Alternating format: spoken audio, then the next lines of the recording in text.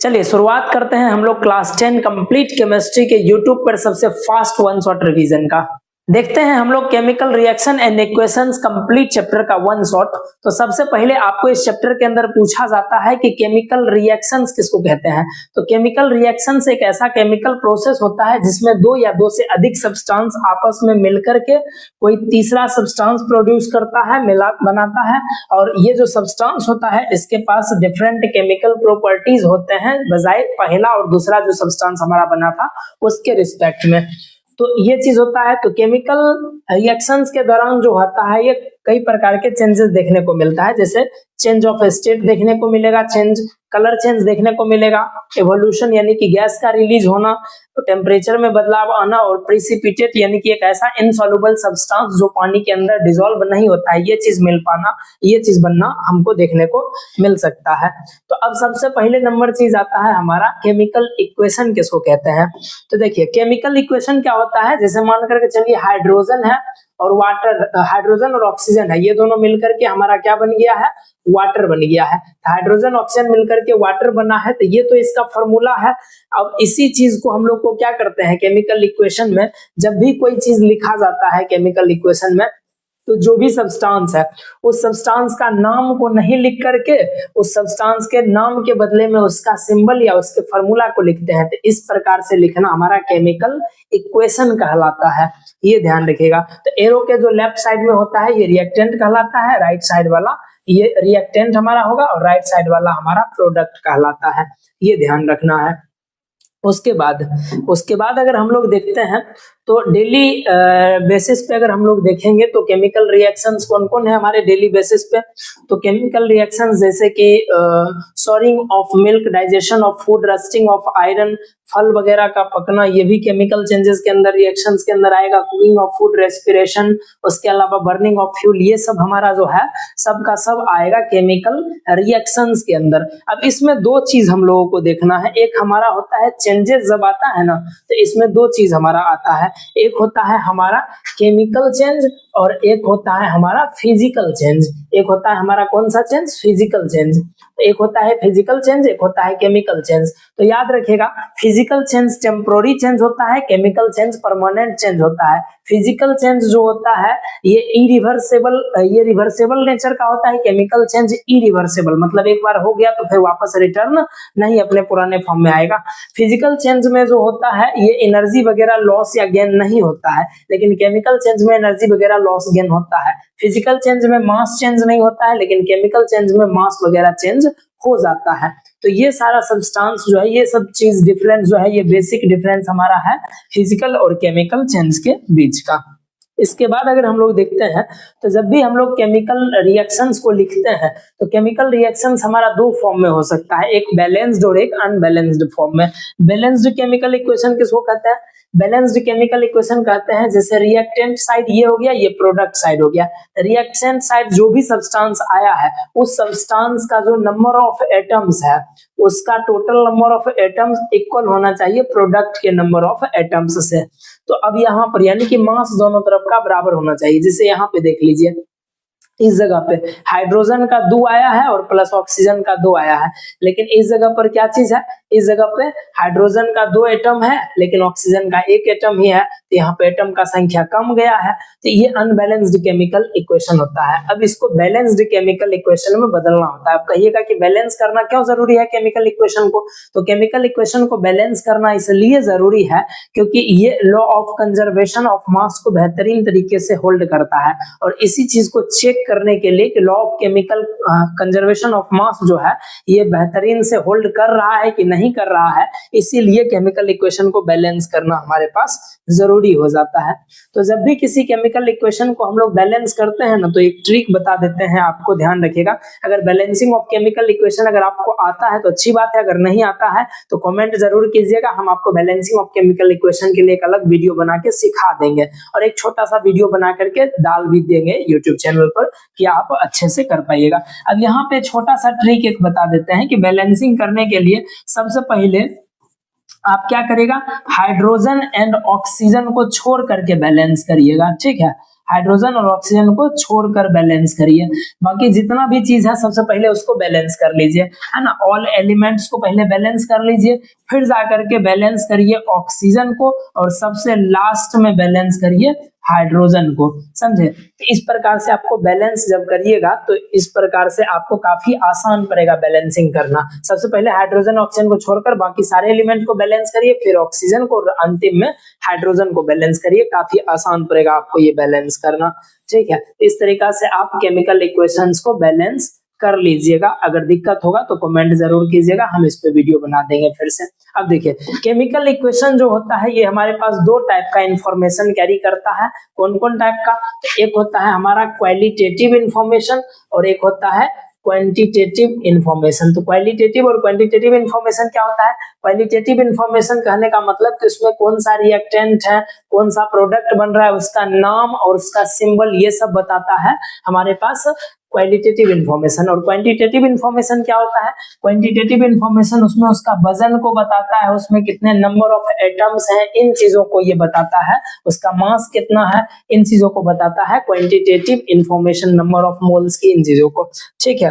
तो अब हम लोग आते हैं टाइप्स ऑफ केमिकल रिएक्शंस। तो अलग अलग टाइप के केमिकल रिएक्शंस होते हैं। कॉम्बिनेशन रिएक्शन यहाँ दिया गया है, कॉम्बिनेशन रिएक्शन, डिस्प्ले यहाँ पे decomposition reaction, displacement, double displacement, oxidation and reduction reaction, exothermic endothermic reaction, precipitation, neutralisation, oxidation and reduction reaction, जिसको हम लोग रेडॉक्स रिएक्शन भी बोलते हैं। तो शुरुआत करते हैं हम लोग सबसे पहले कॉम्बिनेशन रिएक्शन से। तो कॉम्बिनेशन रिएक्शन क्या होता है? जिस रिएक्शन में दो या दो से अधिक सब्सटेंस मिलकर के कोई एक सब्सटेंस बनता है, उसको हम लोग कहते हैं क्या चीज? Combination reaction. जिस रिएक्शन में कोई दो या दो से अधिक सब्सटेंस मिलकर के एक सब्सटेंस बने तो उसको हम लोग कहते हैं कॉम्बिनेशन रिएक्शन। इसके बाद कॉम्बिनेशन रिएक्शन के बाद, जैसे कि एग्जांपल में यहाँ पे दिया गया है Mg+O2 MgO, magnesium plus oxygen, magnesium oxide, ये कॉम्बिनेशन रिएक्शन है। उसी तरह से burning of coal, carbon dioxide, फिर पानी का बनना, ये सब जो है इसी का एग्जाम्पल दिया गया है आपको। सारा का सारा एग्जाम्पल यहाँ पे चूना और पानी को मिलाते हैं, कैल्शियम हाइड्रोक्साइड, स्लैग्ड लाइम, ये जो बनता है, हीट रिलीज होता है, फिर कैल्शियम हाइड्रोक्साइड में कार्बन डाइऑक्साइड मिलके कैल्शियम कार्बोनेट बनता है, ये जो लाइम स्टोन, ये सारा का सारा जो है सो दिया गया है, हमारा कॉम्बिनेशन रिएक्शन का एग्जाम्पल दिया गया है। कॉम्बिनेशन रिएक्शन, अब ये लाइम, स्लैग्ड लाइम जो होता है, इसी का इस्तेमाल, इसका CaOH का होल ट्वाइस, इसी का इस्तेमाल जो होता है घर की रंगाई पुताई में करते हैं। और उसके बाद जो होता है 3-4 दिन तक जब छूट जाता है तो कार्बन डाइऑक्साइड के साथ रिएक्ट करके और दीवार पर एक पतला सा लेयर बना लेता है और वही शाइनिंग करने लगता है, और वो लेयर जो होता है कैल्शियम कार्बोनेट का होता है, और उसके अंदर मौजूद पानी वेपराइज होकर के उड़ जाता है, ये ध्यान रखिएगा, ठीक है। मार्बल का भी फॉर्मूला CaCO3 ही होता है, लाइमस्टोन, ठीक। इसके बाद आता है हमारा डीकम्पोजिशन रिएक्शन। तो डीकम्पोजिशन रिएक्शन क्या होता है?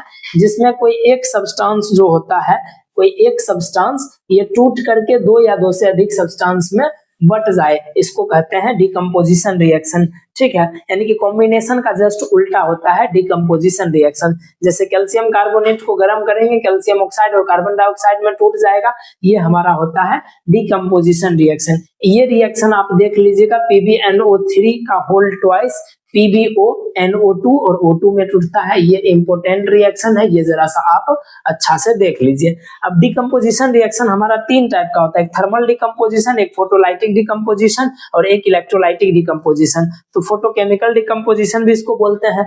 थर्मल डीकम्पोजिशन वो डीकम्पोजिशन रिएक्शन होता है जिसमें हीट दे करके हम लोग कोई चीज को तोड़ते हैं, जिसमें हीट दे करके तोड़ा जाए, ब्रेक करा जाए, ये थर्मल डीकम्पोजिशन रिएक्शन हमारा हो जाता है। तो इसमें जो भी रिएक्शन दिया गया है, इसमें से सबसे ज्यादा ये इंपोर्टेंट रिएक्शन है, इसको आप अच्छा से देख लीजिएगा। FeSO4 जब टूटता है Fe2O3 plus SO2 plus SO3 में टूट करके अलग हो जाता है, ये थर्मल डिकम्पोजिशन काफी ज्यादा VBI है, ये ध्यान रखिएगा। इसके बाद फोटोलाइटिक डिकम्पोजिशन या फोटोकेमिकल डिकम्पोजिशन, जब लाइट की सहायता से, जब लाइट देकर के या सनलाइट देकर के चीजों को तोड़ा जाए तो उसको हम लोग कहते हैं फोटोलाइटिक डिकम्पोजिशन, ठीक है।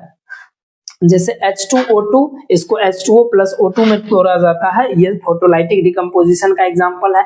AgBr को भी Ag और Br में तोड़ देना, ठीक है। उसी तरह सिल्वर क्लोराइड को AgCl को सिल्वर और क्लोरीन में तोड़ देना सनलाइट की सहायता से, ये सब एग्जांपल है फोटोलाइटिक डिकम्पोजिशन का या फोटोकेमिकल डिकम्पोजिशन का। फिर आता है इलेक्ट्रोलाइटिक डिकम्पोजिशन। अगर हम बिजली दे करके तोड़ रहे हैं तो ये हमारा कहलाता है इलेक्ट्रोलाइटिक डिकम्पोजिशन, इलेक्ट्रिसिटी की सहायता से तोड़ा जाए। जैसे पानी को इलेक्ट्रिसिटी की सहायता से तोड़ा जाता है हाइड्रोजन ऑक्सीजन में, ये इलेक्ट्रोलाइटिक डिकम्पोजिशन हमारा हो जाता है। फिर इसके बाद हम लोग देखेंगे एक डिस्प्लेसमेंट रिएक्शन। उससे पहले हमको थोड़ा सा समझना होता है रिएक्टिविटी सीरीज को। रिएक्टिविटी सीरीज जितना से आपका काम बन जाएगा वो हमारा है काशी नाथ का माली आलू जरा फीका पकाता है, काश हजम अगर और हो पाता। ठीक है, ये चीज हो गया। नीचे आने पर रिएक्टिविटी घटता है, ऊपर जाने पर रिएक्टिविटी बढ़ता है। और याद हमेशा रखिएगा कि किसी भी केमिकल कंपाउंड के अंदर जो उसका साल्ट का कंपाउंड रहता है उसमें हमेशा लेस रिएक्टिव मेटल को उससे ज्यादा रिएक्टिव मेटल उसके साल्ट सॉल्यूशन से डिस्प्लेस कर देगा, उसको हटा देगा। मतलब ज्यादा रिएक्टिव एलिमेंट अगर मेटल रहेगा वो लेस रिएक्टिव मेटल को डिस्प्लेस कर देगा उसके साल्ट सॉल्यूशन से। तो इस तरीका से हम लोग यहाँ पर समझते हैं डिस्प्लेसमेंट रिएक्शन।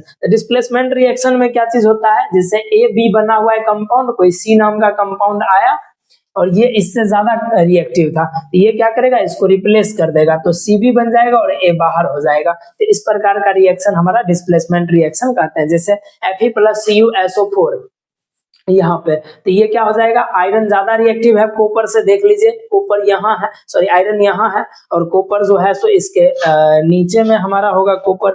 ठीक, इस जगह पे देख लीजिए, हाँ अब देखिए इस जगह पर कॉपर है हमारा और यहाँ पर जो है सो हमारा आयरन है। आयरन ज्यादा रिएक्टिव है कॉपर से, तो इसलिए ये कॉपर को क्या करेगा, डिस्प्लेस कर देगा। तो FeSO4+CO ये बन जाएगा। इसी में CBSE क्वेश्चन घुमा करके पूछता है कि कॉपर सल्फेट सॉल्यूशन को लोहा के बर्तन में क्यों नहीं रखा जाता है, क्योंकि लोहा के बर्तन में जब हम रखेंगे तो उसका कलर चेंज हो जाता है। क्यों कलर चेंज होता है, क्योंकि ये कॉपर को डिस्प्लेस करके FeSO4 बना देता है, जिस कारण से उसका कलर चेंज जाता है। इसी में कभी CBSE को मजा लेने का मन हुआ तो ये क्या पूछ देगा कि अगर बताइए FeSO4 को Cu से रिएक्ट करवाएंगे क्या होगा, तो अब एकदम धड़ल्ले से नहीं मार देंगे CuSO4 into Fe ऐसे करके, तो ये हो जाएगा आपका गलत, समझे, ये हो जाएगा आपका गलत। ये ध्यान रखिएगा, ये रिएक्शन ही नहीं होगा, ये वाला रिएक्शन ही क्या हो जाएगा, गलत। ये रिएक्शन आगे काम करेगा ही नहीं, क्योंकि आयरन ज्यादा रिएक्टिव है कॉपर के मुकाबले, इस कारण से ये ध्यान रखिएगा। आगे और भी रिएक्शंस हैं, इसको भी आप देख लीजिए। AgNO3+Cu इसको डिस्प्लेस कर दिया है यहाँ पे Ag को, ठीक है। इसके बाद आता है हमारा double displacement reaction. Double displacement reaction क्या होता है, जैसे मान लीजिए AB प्लस यहाँ पे CD और ये दोनों मेटल्स अपना जो है आयंस को एक्सचेंज कर लेगा, यहाँ बन जाएगा CB+AD इस तरीका से। तो दो कंपाउंड जो है ये अपने अपने आयंस को, अपने अपने जो है किसको, आयंस को, एनायंस को आपस में एक्सचेंज कर ले, तो इसको हम लोग कहते हैं क्या चीज, इसको हम लोग कहते हैं डबल डिस्प्लेसमेंट रिएक्शन। ठीक है, इसको हम लोग कहते हैं डबल डिस्प्लेसमेंट रिएक्शन। यहाँ एग्जांपल आपको दिया गया है Na2SO4 BaCl2। अब NaSO4 को छोड़ दिया, Cl को ले लिया, ठीक है, इस जगह पे BaSO4, अच्छा, उसके बाद NaCl, यहाँ पे थोड़ा सा मिस्टेक हुआ है टाइपिंग में, यहाँ पे क्लोरीन होना चाहिए था, ठीक है। इसके बाद देख लीजिए AgNO3+NaCl, तो यहाँ पर क्या करेगा, NO को छोड़ेगा, AgCl हो जाएगा और NaNO3 बन जाएगा। तो इस तरीका से जो है सो दो रिएक्टिंग आयनिक कंपाउंड्स आपस में अपने अपने आयंस को एक्सचेंज कर लेता है, ये होता है डबल डिस्प्लेसमेंट रिएक्शन, ध्यान रखिएगा। और आपको जो बताए थे डबल डिस्प्लेसमेंट रिएक्शन, जो भी बताए हैं, डबल डिस्प्लेसमेंट रिएक्शन का एक और नाम होता है साल्ट मेटाथेसिस रिएक्शन, है ना, साल्ट मेटाथेसिस रिएक्शन, ये ध्यान रखिएगा आप। इसके बाद हम लोग देखते हैं exothermic and endothermic reaction. Exothermic जिसमें एक्स लगा हुआ है, मतलब जो गया, ठीक है, एक्स मतलब गया, बाहर गया, ठीक है। तो एक्सोथर्मिक रिएक्शन, जिस रिएक्शन में हीट रिलीज हो उस रिएक्शन को कहते हैं एक्सोथर्मिक रिएक्शन, और जिस रिएक्शन में हीट इंटर करे उसको कहते हैं एंडोथर्मिक रिएक्शन। यहाँ पर जो है एक रेस्पिरेशन, इसका एग्जांपल लिया गया है एक्सोथर्मिक रिएक्शन का, ठीक है। किसी भी चीज को जलाना, ये चीज क्या कहला है, ये चीज होता है हमारा एक्सोथर्मिक रिएक्शन, ठीक है।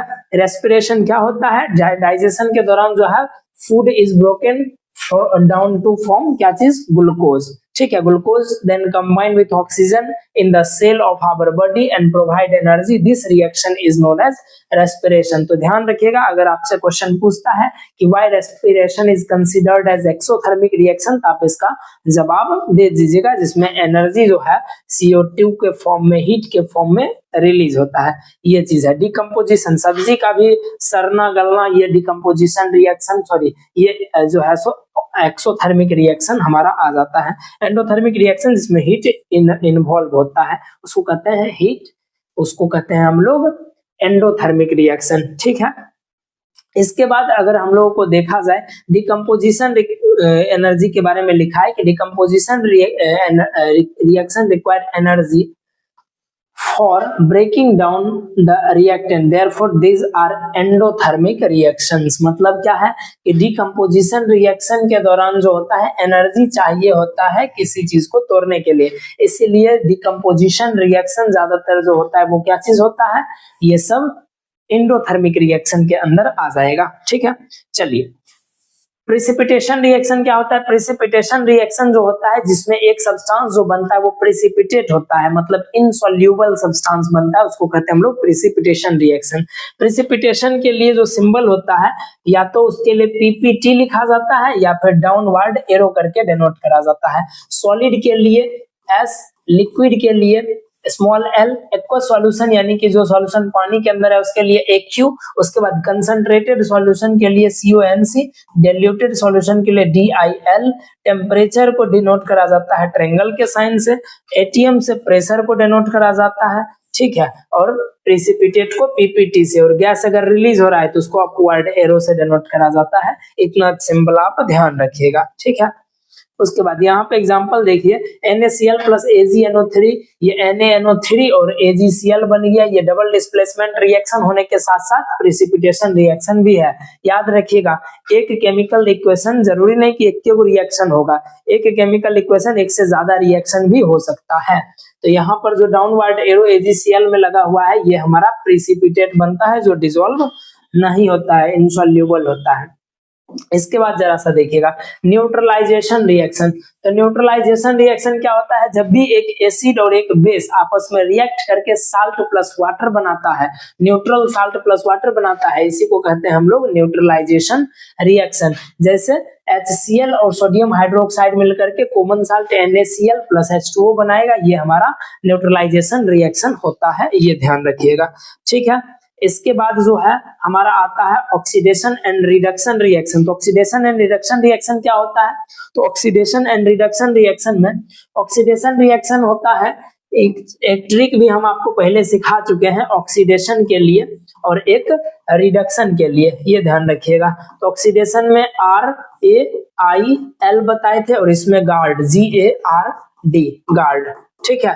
तो ये ट्रिक था, रिमूवल ऑफ क्या चीज, removal of hydrogen, addition of क्या चीज, oxygen, increase of oxidation number, loss of electron, ठीक है। ये चीज अगर इसमें हो तो ऑक्सीडेशन रिएक्शन, और इसमें gain of electron, addition of hydrogen, removal of oxygen, decrease of oxidation number, तो ये चीज जिसमें हो वो रिडक्शन रिएक्शन कहलाता है। लेकिन आपके क्लास में खाली एडिशन ऑफ ऑक्सीजन हाइड्रोजन को लेकर के ही पढ़ना है, तो ध्यान रखिएगा जिस रिएक्शन में ऑक्सीजन ऐड हो या हाइड्रोजन रिमूव हो उसको ऑक्सीडेशन रिएक्शन कहते हैं, और जिस रिएक्शन के अंदर हाइड्रोजन ऐड हो या ऑक्सीजन रिमूव हो उसको रिडक्शन रिएक्शन कहते हैं।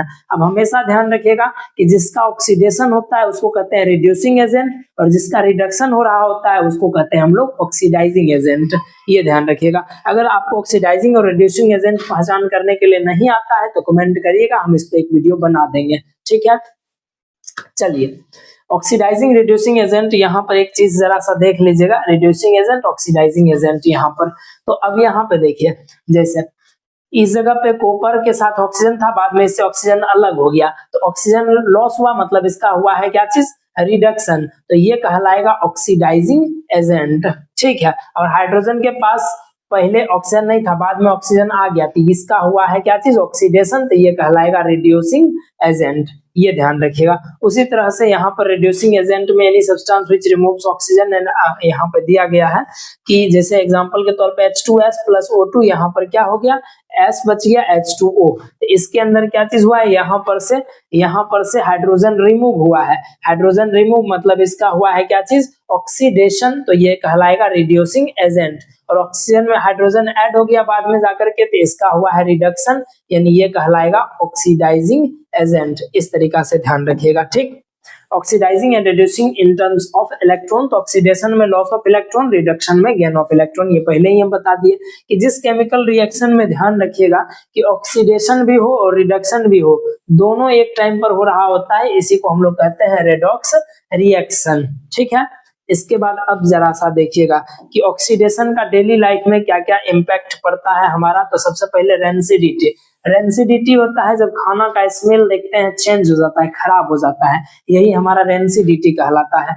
मतलब food material containing fat and oil, और इसका फैट और ऑयल जो होता है ये नेचर में मौजूद ऑक्सीजन के साथ रिएक्ट करके अपना स्मेल चेंज कर लेता है। इसी को कहते हैं हम लोग क्या चीज, इसी को कहते हैं हम लोग रेंसिडिटी, जिसकी वजह से स्मेल, उसका टेस्ट बदल जाता है, ठीक। इसको कैसे बचाया जा सकता है, natural oxidation of oil and fats present in the food items, इसी को रेंसिडिटी कहते हैं। इसको बचा कैसे सकते हैं, इसको बचा सकते हैं हम लोग किस तरीका से, तो एयर टाइट कंटेनर या एंटीऑक्सीडेंट्स इसके अंदर मिला करके उसको हम लोग बचा सकते हैं। एंटीऑक्सीडेंट जैसे कि सोडियम बेंजेनोएट BHA हमारा हो गया, ठीक है, BHT। यूजुअली चिप्स वगैरह जो होता है इसके अंदर नाइट्रोजन गैस भर दिया जाता है। वो जो चिप्स वगैरह देखते हैं उसमें हवा नहीं नॉर्मल रहता, उसमें नाइट्रोजन गैस रहता है, ताकि वो खराब नहीं हो, उसका टेस्ट नहीं बदले, वो स्मेल नहीं करे, यानी वो ऑक्सीडाइज नहीं हो। इस चीज से बचाने के लिए हम लोग ये काम करते हैं, ये ध्यान रखिएगा। इसके बाद आता है हमारा कोरिजन। कोरिजन क्या कहता है, जब भी कोई मेटल धीरे धीरे डिस्ट्रक्ट होने लगता है, बर्बाद होने लगता है, उसका क्वालिटी डिक्रीज होने लगता है, जंग लगने लगता है, इसी को कहते हैं हम लोग। किसकी वजह से ये होता है, इसी को कोरिजन कहते हैं। किसकी वजह से ये होगा, तो हवा की वजह से, जो हवा मौजूद है, मॉइस्चर मौजूद है, उसके बाद वहां पर जो इलेक्ट्रोलाइट्स मौजूद है, इस चीज की वजह से ये सब चीज ऐसा होता है, कोरिजन होता है। अब रस्टिंग ऑफ आयरन जो होता है, यहाँ पर क्या चीज है, इसका एग्जाम्पल दिया गया है, एक rusting of iron. Rusting of iron के लिए जो है सो यहाँ पे याद रखिएगा, यहाँ पर जो है सो आप केमिकल रिएक्शन को ध्यान रखिएगा, ठीक है। रस्टिंग को बचाया कैसे जा सकता है, ठीक है, रस्टिंग को कैसे बचाया जा सकता है, तो याद रखिएगा रस्टिंग को बचाने का जो है हमारे पास क्या तरीका है। रस्टिंग को बचाने का तरीका है, उस पर पेंटिंग कर सकते हैं, लोहा पर जंग लगना हमारा रस्टिंग कहलाता है, ठीक है। तो उसको पेंट करके उसको बचा सकते हैं, उसको ऑयल या ग्रीसिंग कर सकते हैं। गैल्वेनाइजेशन प्रोसेस होता है, गैल्वेनाइजेशन का मतलब होता है कि लोहा के ऊपर कोई दूसरा लेयर चढ़ा देंगे जो उससे ज्यादा रिएक्टिव होता है। जैसे लोहा जो है Fe है ना, काशीनाथ का माली आलू जरा फीका पकाता है, काश हजम अगर और हो पाता, यहाँ Fe है, इस पर जिंक का लेयर चढ़ा देंगे, जिंक इससे ज्यादा रिएक्टिव है, ये लोहा को बचा लेगा। ध्यान रखिएगा गैल्वेनाइजेशन प्रोसेस में हमेशा जिसका गैल्वेनाइजेशन करना है उस मेटल से ज्यादा रिएक्टिव मेटल से गैल्वेनाइजेशन करवाया जाता है। मतलब सिंपल सा बात ये चीज है कि हम अपना बॉडीगार्ड अगर रखना चाहेंगे तो हमसे ज्यादा ताकतवर है उसको ना बॉडीगार्ड में रखेंगे, कि हमसे कमजोर वाला को रखेंगे बॉडीगार्ड में, वही चीज होता है गैल्वेनाइजेशन के लिए, ये ध्यान रखिएगा, ठीक है। इसके बाद oxidation of other metals like copper and silver. तो सिल्वर और copper lose their lustres by gaining black and green coating on green coating of sulphur sulphide and basic copper carbonate. तो ये क्या हो जाता है, सिल्वर सल्फाइड का coating आने से वो ब्लैक हो जाता है, कॉपर कार्बोनेट का लेयर चढ़ने से जो होता है, ये फॉर्मूला हमारा हो गया।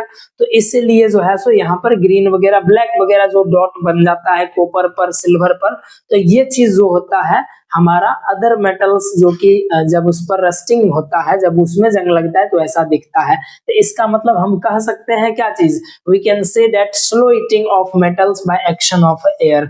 मतलब हवा अगर धीरे धीरे किसी मेटल्स को खा रही है तो वो भी प्रोसेस हमारा क्या कहलाएगा, वो भी प्रोसेस हमारा कहलाएगा क्या चीज, तो वो भी प्रोसेस हमारा कोरिजन कहलाएगा। तो इस तरीका से आपका chemical reaction and equation complete chapter का 1 शॉट समाप्त होता है। आइए देखते हैं हम लोग acid base and salts complete chapter का वन शॉट। तो इसमें सबसे पहले नंबर हमारे पास पूछा जाता है कि एसिड क्या होता है। तो एसिड एक ऐसा हाइड्रोजन कंटेनिंग कंपाउंड होता है जो पानी में मिलने के बाद हाइड्रोनियम आयन को प्रोड्यूस करता है, और इसका जो टेस्ट होता है एसिड का, वो इसका टेस्ट खट्टा होता है। और ये जो है लिटमस कलर, जो लिटमस पेपर जो होता है उसको ब्लू लिटमस को रेड लिटमस में ये कन्वर्ट कर देता है। ये ध्यान रखिएगा, हाइड्रोनियम आयन यानी कि H+ आयंस को प्रोड्यूस करता है या H3O+ आयंस को ये प्रोड्यूस करता है पानी के अंदर, जिसको हम लोग हाइड्रोनियम आयन बोलते हैं।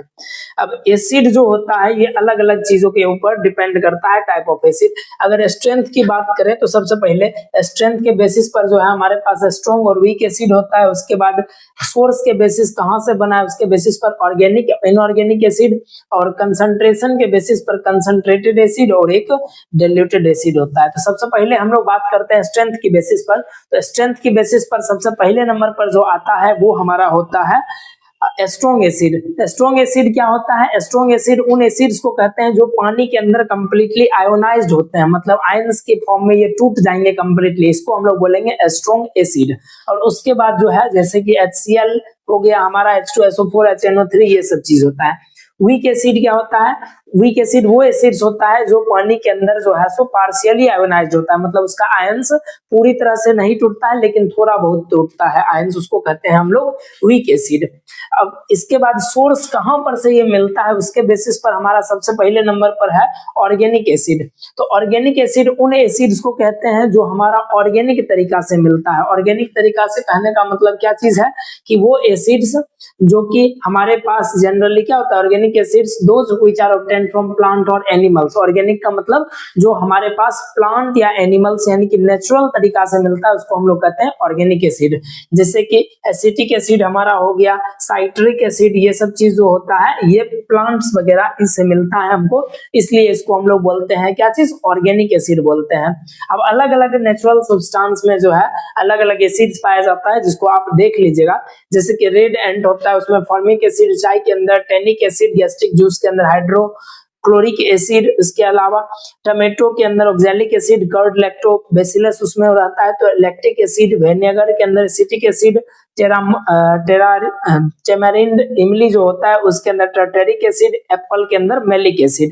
तो ये अलग अलग सब्सटेंस के अंदर अलग अलग ऑर्गेनिक एसिड पाया जाता है। इनऑर्गेनिक एसिड को ही हम लोग मिनरल एसिड के नाम से भी जानते हैं, मतलब वो एसिड्स जो नेचुरली नहीं बन करके फैक्ट्री वगैरह, इंडस्ट्री वगैरह में तैयार करा जाता है, इसको हम लोग कहते हैं इनऑर्गेनिक एसिड। ध्यान रखिएगा, ये इनऑर्गेनिक एसिड जो होता है ये काफी ज्यादा खतरनाक भी होता है, यानी कि ये स्ट्रॉन्ग एसिड होता है। इसके बाद जो है हमारा वो है depending upon the concentration of acid. Concentration, acid के कंसंट्रेशन के बेसिस पर जो है सबसे पहला नंबर हमारा एसिड होता है कंसंट्रेटेड एसिड।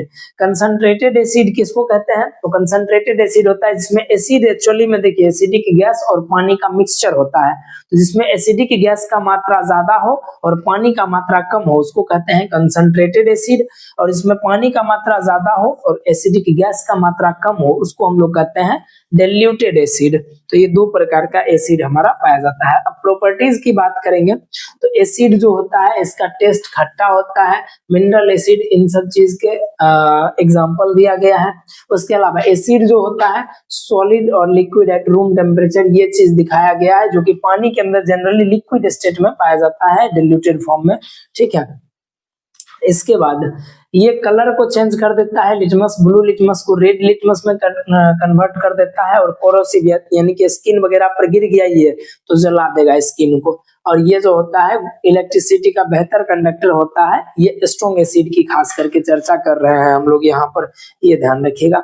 इसके बाद जो है केमिकल प्रॉपर्टीज ऑफ एसिड्स में सबसे पहले नंबर पर केमिकल प्रॉपर्टीज में मेटल्स के साथ अगर एसिड रिएक्ट करता है तो क्या करता है, देखिए एसिड अगर मेटल के साथ रिएक्ट किया तो ये साल्ट प्लस हाइड्रोजन गैस को प्रोड्यूस कर देगा, ये ध्यान रखिएगा। और हाइड्रोजन गैस को प्रोड्यूस करेगा तो इसका पहचान एक चीज है कि हाइड्रोजन गैस जो होता है बर्न होता है किसके साथ, तो पॉप साउंड के साथ जो है सो बर्न होना शुरू कर देता है, समझे। पॉप साउंड का मतलब जो होता है सो जैसे दिवाली वगैरह में छोरछोरी वगैरह जलाते हैं तो वो जैसा साउंड करता है, बिल्कुल उसी तरह का साउंड यहाँ पर करता है, ये ध्यान रखिएगा।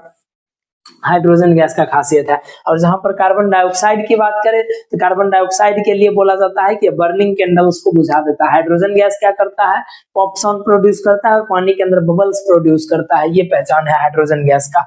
इसके अलावा बेस के साथ रिएक्शन होने पर क्या करता है, तो एसिड अगर बेस के साथ रिएक्ट करेगा तो साल्ट और वाटर प्रोड्यूस कर देगा, जो कि न्यूट्रलाइजेशन रिएक्शन होता है। जैसे एसिड यहाँ पर है हमारा, यहाँ पे ये HCl एसिड है, NaOH हमारा बेस है, NaCl plus water, salt plus water बना दिया, ये चीज है। ऊपर अगर आप देख रहे हैं, ऊपर मेटल के साथ एसिड का रिएक्शन करवाया, MgCl2 प्लस हाइड्रोजन गैस सब में प्रोड्यूस हो रहा था, ठीक है।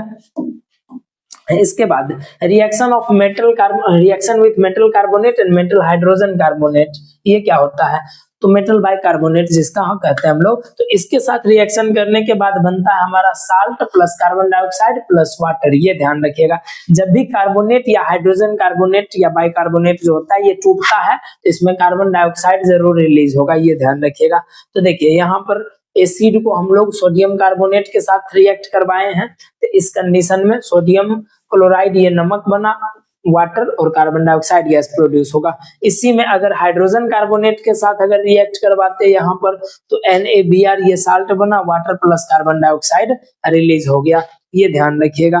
तो on passing excess carbon dioxide CaCO3 plus H2O plus CO2, ये क्या हो जाता है, ये हमारा बन जाता है ये कंपाउंड, तो ध्यान रखिएगा CaHCO3 का होल ट्वाइस, ठीक है। फिर मेटल ऑक्साइड के साथ, मेटल के साथ रिएक्ट करने पर हाइड्रोजन प्रोड्यूस करता था और मेटल ऑक्साइड के साथ रिएक्ट करने पर क्या चीज कर देता है, मेटल ऑक्साइड के साथ रिएक्ट करने पर साल्ट प्लस वाटर प्रोड्यूस करेगा, ये ध्यान रखिएगा। जैसे कैल्शियम ऑक्साइड HNO3, तो कैल्शियम नाइट्रेट उसके साथ वाटर प्रोड्यूस करेगा, ये ध्यान रखिएगा। अब एक चीज और भी यहाँ पर दिया गया है कि एसिड जो होता है ये वाटर के प्रेजेंस में ही एसिडिक बिहेवियर को शो करता है, इस चीज का आप खास करके ध्यान रखिएगा। जब वहां पर हाइड्रोजन आयन यानी हाइड्रोनियम आयंस प्रेजेंट होगा, ये केवल और केवल पानी के प्रेजेंस में ही ऐसा करता है। पानी अगर नहीं मौजूद रहेगा तो वहां पर जो है आयोनाइजेशन नहीं होगा, और आयोनाइजेशन नहीं होगा तो एसिड जो है एसिडिक कैरेक्टर को शो नहीं करता है। ये इसलिए ध्यान रखिएगा कि ड्राई HCl गैस जो होता है ये लिटमस पेपर का कलर को चेंज नहीं करता है, क्योंकि वहां आयोनाइजेशन नहीं हो रखा है, इसी कारण से वहां पर जो है सो एसिडिक कैरेक्टर शो ही नहीं करता है, ये ध्यान रखिएगा। एसिडिक बिहेवियर शो करने के लिए आयोनाइजेशन होना, वाटर का प्रेजेंस होना, एक्वस सॉल्यूशन में होना बहुत ही ज्यादा जरूरी है। अब आते हैं हम लोग बेस के ऊपर, तो बेस क्या होता है, बेस एक ऐसा कंपाउंड होता है जो हाइड्रो ऑक्साइड आयंस को कंटेन करता है, ठीक है। पानी में मिलाने पर हाइड्रो ऑक्साइड आयंस ये प्रोड्यूस करता है। इसमें भी हमारा ये स्ट्रेंथ के बेसिस पर स्ट्रॉन्ग और वीक बेस होता है, और कंसंट्रेटेड के बेसिस पर हमारा कंसंट्रेटेड और डाइल्यूटेड बेस, ये दो प्रकार से होता है। तो स्ट्रेंथ के बेसिस पर अगर देखेंगे तो स्ट्रॉन्ग बेस किसको कहते हैं, जिसका कंप्लीट आयोनाइजेशन होता है। सोडियम हाइड्रोक्साइड, सोडियम और हाइड्रोक्साइड दोनों टूट करके अलग हो गया, यहाँ पे पोटासियम हाइड्रोक्साइड अलग अलग टूट करके अलग हो गया। तो अगर ये कंप्लीट आयोनाइजेशन इसका होता है तो इसको कहते हैं हम लोग स्ट्रॉन्ग बेस, ठीक है। स्ट्रॉन्ग एसिड की तरह स्ट्रॉन्ग बेस भी खतरनाक होता है, और स्ट्रॉन्ग बेस को अल्कली के नाम से हम लोग जानते हैं, ये ध्यान रखिएगा। वीक बेस जिसका पार्शियली आयोनाइजेशन होता है, ठीक है, जिसका पार्शियली आयोनाइजेशन होता है इसको हम लोग कहते हैं वीक बेस। तो इसका कंप्लीट आयंस टूट करके अलग नहीं होते हैं और ये उतना खतरनाक नहीं होता है। कंसंट्रेटेड के कंसंट्रेशन के बेसिस पे देख लीजिए, सबसे पहले कंसंट्रेटेड बेस जिसमें बेस का मात्रा ज्यादा हो, पानी का मात्रा कम हो, उसको कहते हैं हम लोग कंसंट्रेटेड बेस। और डाइल्यूटेड में पानी का मात्रा ज्यादा हो, बेस का मात्रा कम हो, उसको कहते हैं डाइल्यूटेड। अब प्रॉपर्टीज भी आते हैं, जिसमें सबसे पहला फिजिकल प्रॉपर्टी देखते हैं कि बेस का जो टेस्ट होता है वो थोड़ा सा कैसा होता है, थोड़ा सा तीखा टेस्ट होता है, ठीक है, बीटर टेस्ट। इसके अलावा ये भी सॉलिड या लिक्विड होता है जनरली, और ये अच्छा इलेक्ट्रोलाइट्स होता है, मींस गुड कंडक्टर होता है। स्ट्रॉन्ग बेस खास करके ध्यान रखिएगा, और इसका भी कोरोसिव इफेक्ट होता है, स्किन को जला सकता है। स्ट्रॉन्ग बेस का सारा बात किया जा रहा है यहाँ पर, ये ध्यान रखिएगा। इसके बाद केमिकल प्रॉपर्टीज की अगर बात करेंगे तो एसिड अगर बेस के साथ, बेस अगर अगर एसिड के साथ रिएक्ट करेगा वही रिएक्शन हुआ neutralization reaction, salt plus water को ये प्रोड्यूस कर देगा। ऑलरेडी हम लोग पीछे देख चुके हैं। रिएक्शन अगर मेटल के साथ करता है तो कुछ कुछ मेटल्स के साथ रिएक्ट करके हाइड्रोजन गैस ये प्रोड्यूस करता है, जैसे सोडियम हाइड्रोक्साइड जिंक के साथ प्रोड्यूस करेगा तो यहाँ पर जो है हाइड्रोजन गैस ये प्रोड्यूस करता है। ठीक है, ये ध्यान रखिएगा। इसके बाद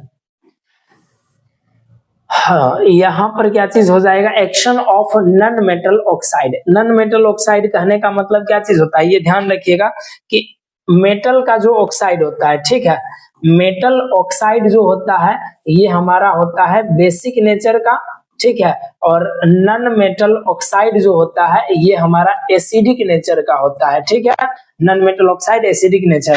तो बेस का रिएक्शन अगर नॉन मेटल ऑक्साइड यानी कि एसिड के साथ करवाए हैं, इस कंडीशन में भी हमारा साल्ट प्लस वाटर बनेगा, ये ध्यान रखिएगा। इस कंडीशन में भी हमारा क्या बनेगा, साल्ट प्लस वाटर। इसके बाद अल्कलीज स्ट्रॉन्ग बेस को कहते हैं, ध्यान रखिएगा, जिसका कंप्लीट आयोनाइजेशन होता है और ये भी खतरनाक होता है, स्ट्रॉन्ग कंडक्टर होता है, बेहतरीन कंडक्टर होता है इलेक्ट्रिसिटी का, और इसका भी जो है सो स्ट्रॉन्ग इफेक्ट होता है, कोरोसिव इफेक्ट होता है हमारे स्किन पे, ये ध्यान रखिएगा। अब एसिड और बेस दोनों का दोनों जो होता है, एसिड भी और बेस भी दोनों का दोनों बिजली को ये कंडक्ट करता है जब ये एक्वस सॉल्यूशन के अंदर रहता है, तब जाकर के ध्यान रखिएगा ये चीज। फिर हम लोग यहाँ पे एक्सपेरिमेंट का चर्चा करा है तो वो हमको देखना है नहीं यहाँ पे अभी। तो अब यहाँ पे देखिए न्यूट्रलाइजेशन रिएक्शन क्या होता है, जब भी कोई एक स्ट्रॉन्ग एसिड और एक स्ट्रॉन्ग बेस आपस में मिलता है, रिएक्ट करता है, तो वो एक न्यूट्रल साल्ट बनाता है और प्लस पानी रिलीज करता है, तो इसी को हम लोग कहते हैं न्यूट्रलाइजेशन रिएक्शन, ये ध्यान रखिएगा। और ये न्यूट्रलाइजेशन रिएक्शन जो होता है ये एक्सोथर्मिक रिएक्शन होता है जिसमें हीट रिलीज होता है, ये ध्यान रखिएगा। न्यूट्रलाइजेशन रिएक्शन कहाँ कहाँ यूज करा जाता है, तो स्लैग्ड लाइम है ना, इसको reduce the acidity of soil, इसको सॉइल के एसिडिटी को घटाने के लिए इसका इस्तेमाल करते हैं। इसके अलावा स्टिंग ऑफ एंट और बीज कंटेनिंग HCOOH यानी कि फॉर्मिक एसिड जो हम लोगों को चींटी वगैरह काटता है तो वहां पर चूना वगैरह लगा देता है, तो उसको न्यूट्रलाइज करने के लिए किया जाता है। ठीक है, अब केमिकल इक्वेशन ऑलरेडी हम लोग समझ चुके हैं कि केमिकल रिएक्शन में जो भी सब्सटेंस शामिल हुए हैं उनका जो है सो फॉर्मूला या सिंबल के फॉर्म में लिखना, रिप्रेजेंट करना केमिकल इक्वेशन कहलाता है। अब इंडिकेटर्स क्या होता है, इंडिकेटर्स वो केमिकल सब्सटेंस होते हैं जो अलग अलग चीजों में जाकर के एसिड में बेस में दोनों में मिलकर के जो है उसका कलर चेंज कर देता है, उसको कहते हैं हम लोग इंडिकेटर। इसमें नेचुरल इंडिकेटर होता है जैसे लिटमस, टर्मरिक, रेड कैबेज हो गया। ओल्फैक्टरी इंडिकेटर जिसका स्मेल चेंज होता है, ओनियन हो गया, क्लोव ऑयल हो गया, इसके बाद वेनिला, ये सब चीज हो गया। फिर सिंथेटिक इंडिकेटर हो गया, मिथाइल ऑरेंज, फेनोल्फेथलीन, ये सारा चीज सिंथेटिक इंडिकेटर हमारा हो जाता है। ठीक है, अब देखते हैं हम लोग यहाँ पर नेचुरल इंडिकेटर का। तो लिटमस जो कि एसिड के अंदर रेड हो जाता है, बेस के अंदर ब्लू हो जाता है। रेड कैबेज की अगर बात करेंगे तो ये रेड रहता है, एसिड के अंदर ग्रीन हो जाता है, बेस के अंदर, ये बेस का इंडिकेटर है, ध्यान रखें। टर्मरिक, इसके अंदर टर्मरिक जो है एसिड में नो चेंज, उसका कोई भी हल्दी वगैरह जो है ये कोई चेंज नहीं होता है, बेस के अंदर ये रेड कलर हो जाता है, ये ध्यान रखिएगा। लिटमस सॉल्यूशन का बात किया गया है कि purple dye extracted from the plant belonging to the division thallophyta, समझे, ये थैलोफैथा नाम करके ट्रीज होता है उस पर से पाया जाता है, और उसका जो नाम है डिवीजन जो है उसका ये थैलोफैथा है, और उस पेड़ का जो नाम होता है वहां का वो है लीचेन। ठीक, यहाँ से पाया जाता है हमारा लिटमस। तो ये जनरली पेपर और सॉल्यूशन के फॉर्म में मार्केट में अवेलेबल होता है। अब इसमें क्या दिखाया गया है कि some flower such as hydrangea, petunia, इसके बाद गेरानियम एंड चाइना रोज, ये सब जो है इंडिकेटर है presence of acid and base, इन सब चीजों को दिखाता है। ओल्फैक्टरी इंडिकेटर जरा सा देख लीजिएगा कि ओल्फैक्टरी इंडिकेटर में ओनियन, वेनिना एसेंस, इसके अलावा क्लोव ऑयल, ये सारा चीज दिया गया है कि एसिडिक सॉल्यूशन में इसका कैसा कलर स्मेल होता है और बेस में इसका स्मेल किस तरीका का होता है, लूजेज स्मेल जैसे क्लोव ऑयल वगैरह इसमें। तो ये चीज आप एक बार देख लीजिए। ठीक, इसके बाद सिंथेटिक इंडिकेटर क्या होता है, फेनोल्फेथलीन जो कि मैन्युफैक्चर करा गया है, वो चीज है। तो एसिडिक सॉल्यूशन में कलरलेस, ये स्मेल नहीं, इसका कलर होता है, ठीक है, कलरलेस। यहाँ पे कोई भी स्मेल, मतलब स्मेल यहाँ नहीं होगा, कलर के बारे में बताया जाता है यहाँ पर। तो ये उसमें चेंज कलर को नहीं करता है, लेकिन बेस के अंदर ये पिंक हो जाता है। मिथाइल ऑरेंज एसिड में रेड, और उसके बाद जो है बेस में येलो हो जाता है। तो ये था हमारा सिंथेटिक इंडिकेटर, ठीक है। अब आते हैं पीएच। पीएच का फुल फॉर्म होता है पोटेंस ऑफ हाइड्रोजन। पोटेंस का मतलब हो गया पावर ऑफ हाइड्रोजन, ये ध्यान रखिएगा। तो पोटेंस जो है जर्मन मीनिंग होता है, जिसका मतलब पावर होता है, पावर ऑफ हाइड्रोजन। और ये चीज है जो एसिड या बेस, ये H प्लस आयन या OH माइनस आयन के कंसंट्रेशन के ऊपर बेस्ड रहता है। अब इसमें ध्यान ये देने वाली बात है कि इसमें जो है 0 से लेकर के और 14 तक का रेंज होता है पीएच स्केल पर, जिसमें 7 जो होता है ये न्यूट्रल होता है, और 0 की तरफ बढ़ेंगे तो ये एसिडिक कैरेक्टर बढ़ेगा, और 14 की तरफ बढ़ेंगे तो ये बेसिक कैरेक्टर को बढ़ाता चला जाएगा। 0 सबसे स्ट्रॉन्ग एसिड होता है और 14 सबसे स्ट्रॉन्ग बेस होता है, ठीक है, ये ध्यान रखना है यहाँ पर, ठीक। इसके बाद हमारे शरीर के अंदर जो है अलग अलग पीएच वगैरह जो है वो चीज दिखाया गया है कि हमारे शरीर के अंदर जो है सो ब्लड जो होता है, हमारे शरीर के अंदर बॉडी जो है हमारा, ये 7 से लेकर के 7.8 पीएच रेंज के अंदर काम करता है, ये चीज ध्यान रखिएगा। डाइजेस्टिव सिस्टम, हमारे पेट के अंदर जो है सो HCl प्रोड्यूस होता है, और ये जो है सो खाना को पचाने में हेल्प करता है। और ये जो होता है कभी ज्यादा मात्रा में रिलीज हो जाता है तो वही इरिटेट करता है, एसिडिटी जैसा प्रॉब्लम होता है, जिसको हम लोग इनो वगैरह लेकर के शांत करते हैं, न्यूट्रलाइज करते हैं, जिसके अंदर जो होता है क्या होता है, मिल्क ऑफ मैग्नीशिया होता है, MgOH का होल ट्वाइस, ये चीज पाया जाता है, ये ध्यान रखिएगा। इसके अलावा HCl हमारे पेट को डैमेज इसलिए नहीं करता है क्योंकि HCl से हमारा पेट जो है ये प्रोटेक्टेड रहता है, उसके बीच में एक लेयर होता है म्यूकस जिसको कहते हैं, वो प्रोटेक्टिव लेयर होता है, वही लेयर हमको बचा करके रखता है इस डेंजरस एसिड से, ध्यान रखिएगा। टूथ डीके क्या होता है, जब भी मुंह का पीएच वैल्यू 5.5 से माउथ का पीएच वैल्यू कम होने लगता है, तब जाकर के जो है सो इसको क्या कहते हैं हम लोग, टूथ डीके। टूथ डीके का मतलब होता है कि डिसोल्यूशन ऑफ कैल्शियम फॉस्फेट, यानी कि टूथ एनिमल जो है ये डिसोल्यूशन होना शुरू हो जाता है, ये ध्यान रखिएगा। इसके बाद self defence of animal and plant through chemical welfare, ये क्या चीज है कि स्टिंग ऑफ हनी बी, ये चीज जो है सो मधुमक्खी वगैरह जो काटती है ये सेल्फ डिफेंस में काटती है, ये भी ध्यान रखिएगा।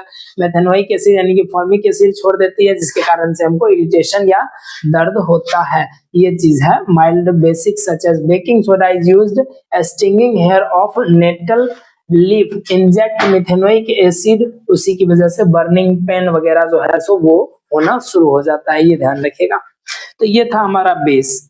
इसके बाद ये सब जो है सो पूरा बेस वगैरह एसिड वगैरह हो चुका है, पीएच हो चुका है। इसके बाद हमारा आता है साल्ट।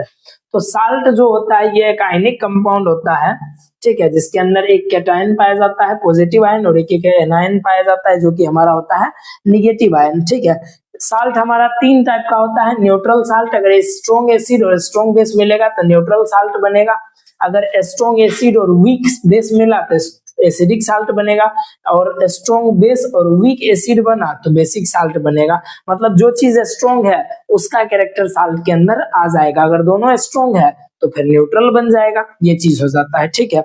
लेकिन हमको उतना अभी नहीं पढ़ना है, अभी हमको पढ़ना है कॉमन साल्ट के बारे में, जिसका सबसे बड़ा सोर्स जो होता है ये समुद्र का पानी होता है, और इसको समुद्र के पानी से इवापोरेट करके इसको पानी को निकाला जाता है, ये ध्यान रखिएगा। प्रॉपर्टीज क्या होता है कि हमारे खाने में यूज करा जाता है, ठीक है, और इसका बहुत सारा वर्सटाइल यूजेस होता है, इससे कई सारे कंपाउंड्स बनाए जाते हैं और पानी के अंदर ये आसानी से डिसॉल्व हो जाता है। इसका यूजेस कहाँ पर है, हमारा खाने के लिए इसका इस्तेमाल किया जाता है, फ्रीज करने के लिए आइसक्रीम को इसका इस्तेमाल, क्योंकि इसका डिप्रेशन ऑफ फ्रीजिंग पॉइंट वगैरह को और ज्यादा डिक्रीज कर देता है, उसको जमाए रखता है लंबे समय तक, इसके लिए भी इस्तेमाल करते हैं।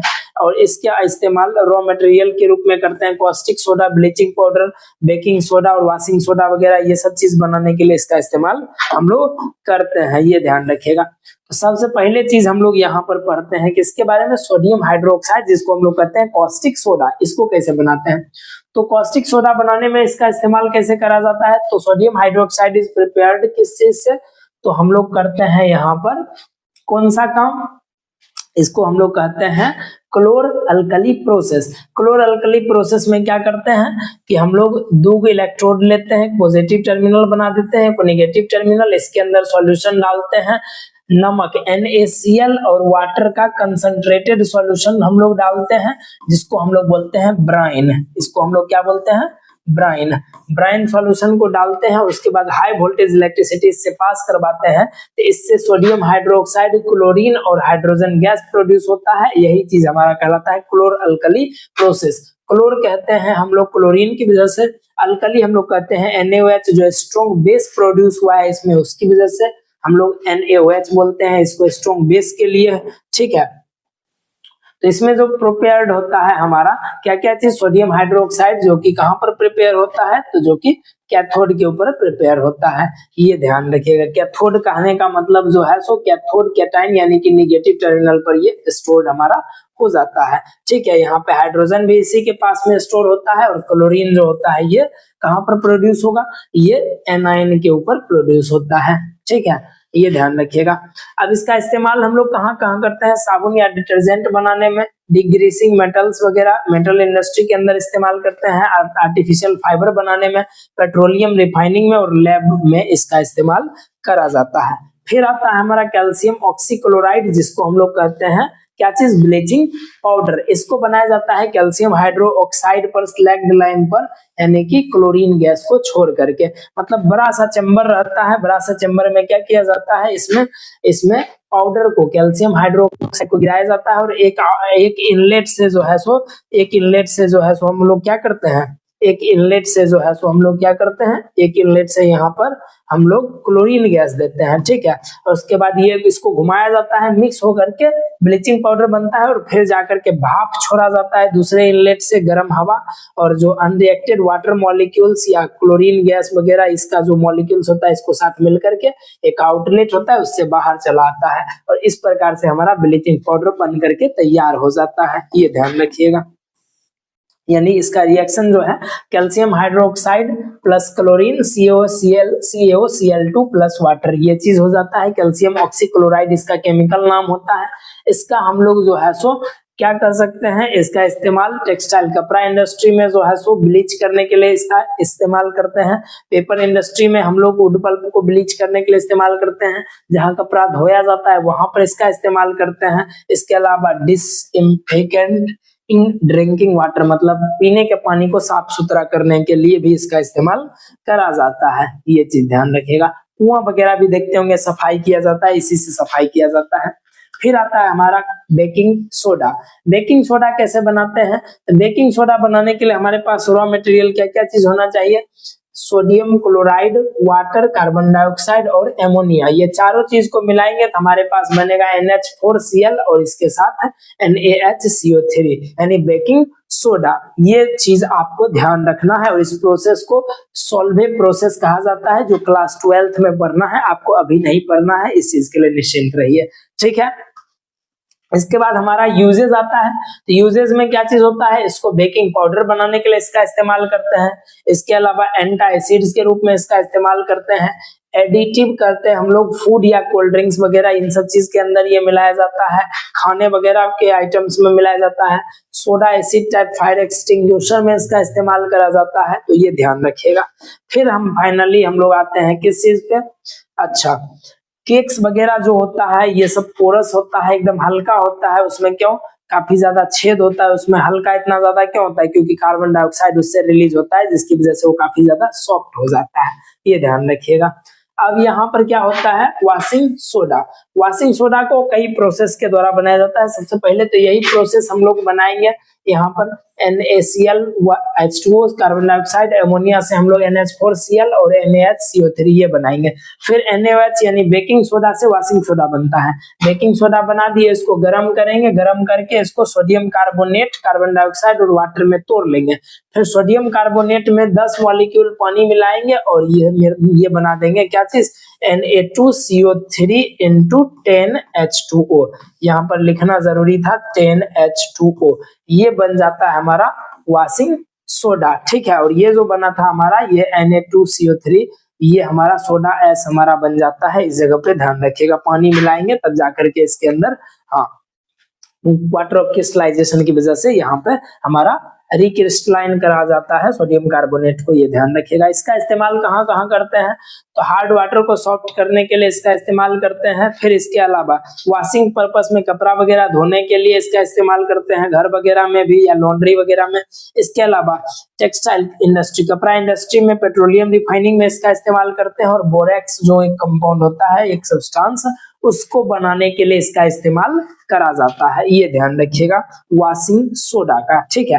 अंतिम में हम लोग आते हैं प्लास्टर ऑफ पेरिस, जिसको हम लोग प्यार से POP भी कहते हैं। तो इसको बनाया जाता है कैसे, तो इसको तैयार करा जाता है जिप्सम को 373 केल्विन पर हीट करके, 373 केल्विन यानी 100 डिग्री सेल्सियस पर जब इसको हीट करा जाता है तब जाकर के हमारा बनता है क्या चीज, तब जाकर के हमारा बनता है POP, प्लास्टर ऑफ पेरिस। जो जिप्सम होता है इसका फॉर्मूला हमारा क्या चीज होता है, CaSO4 × 2H2O।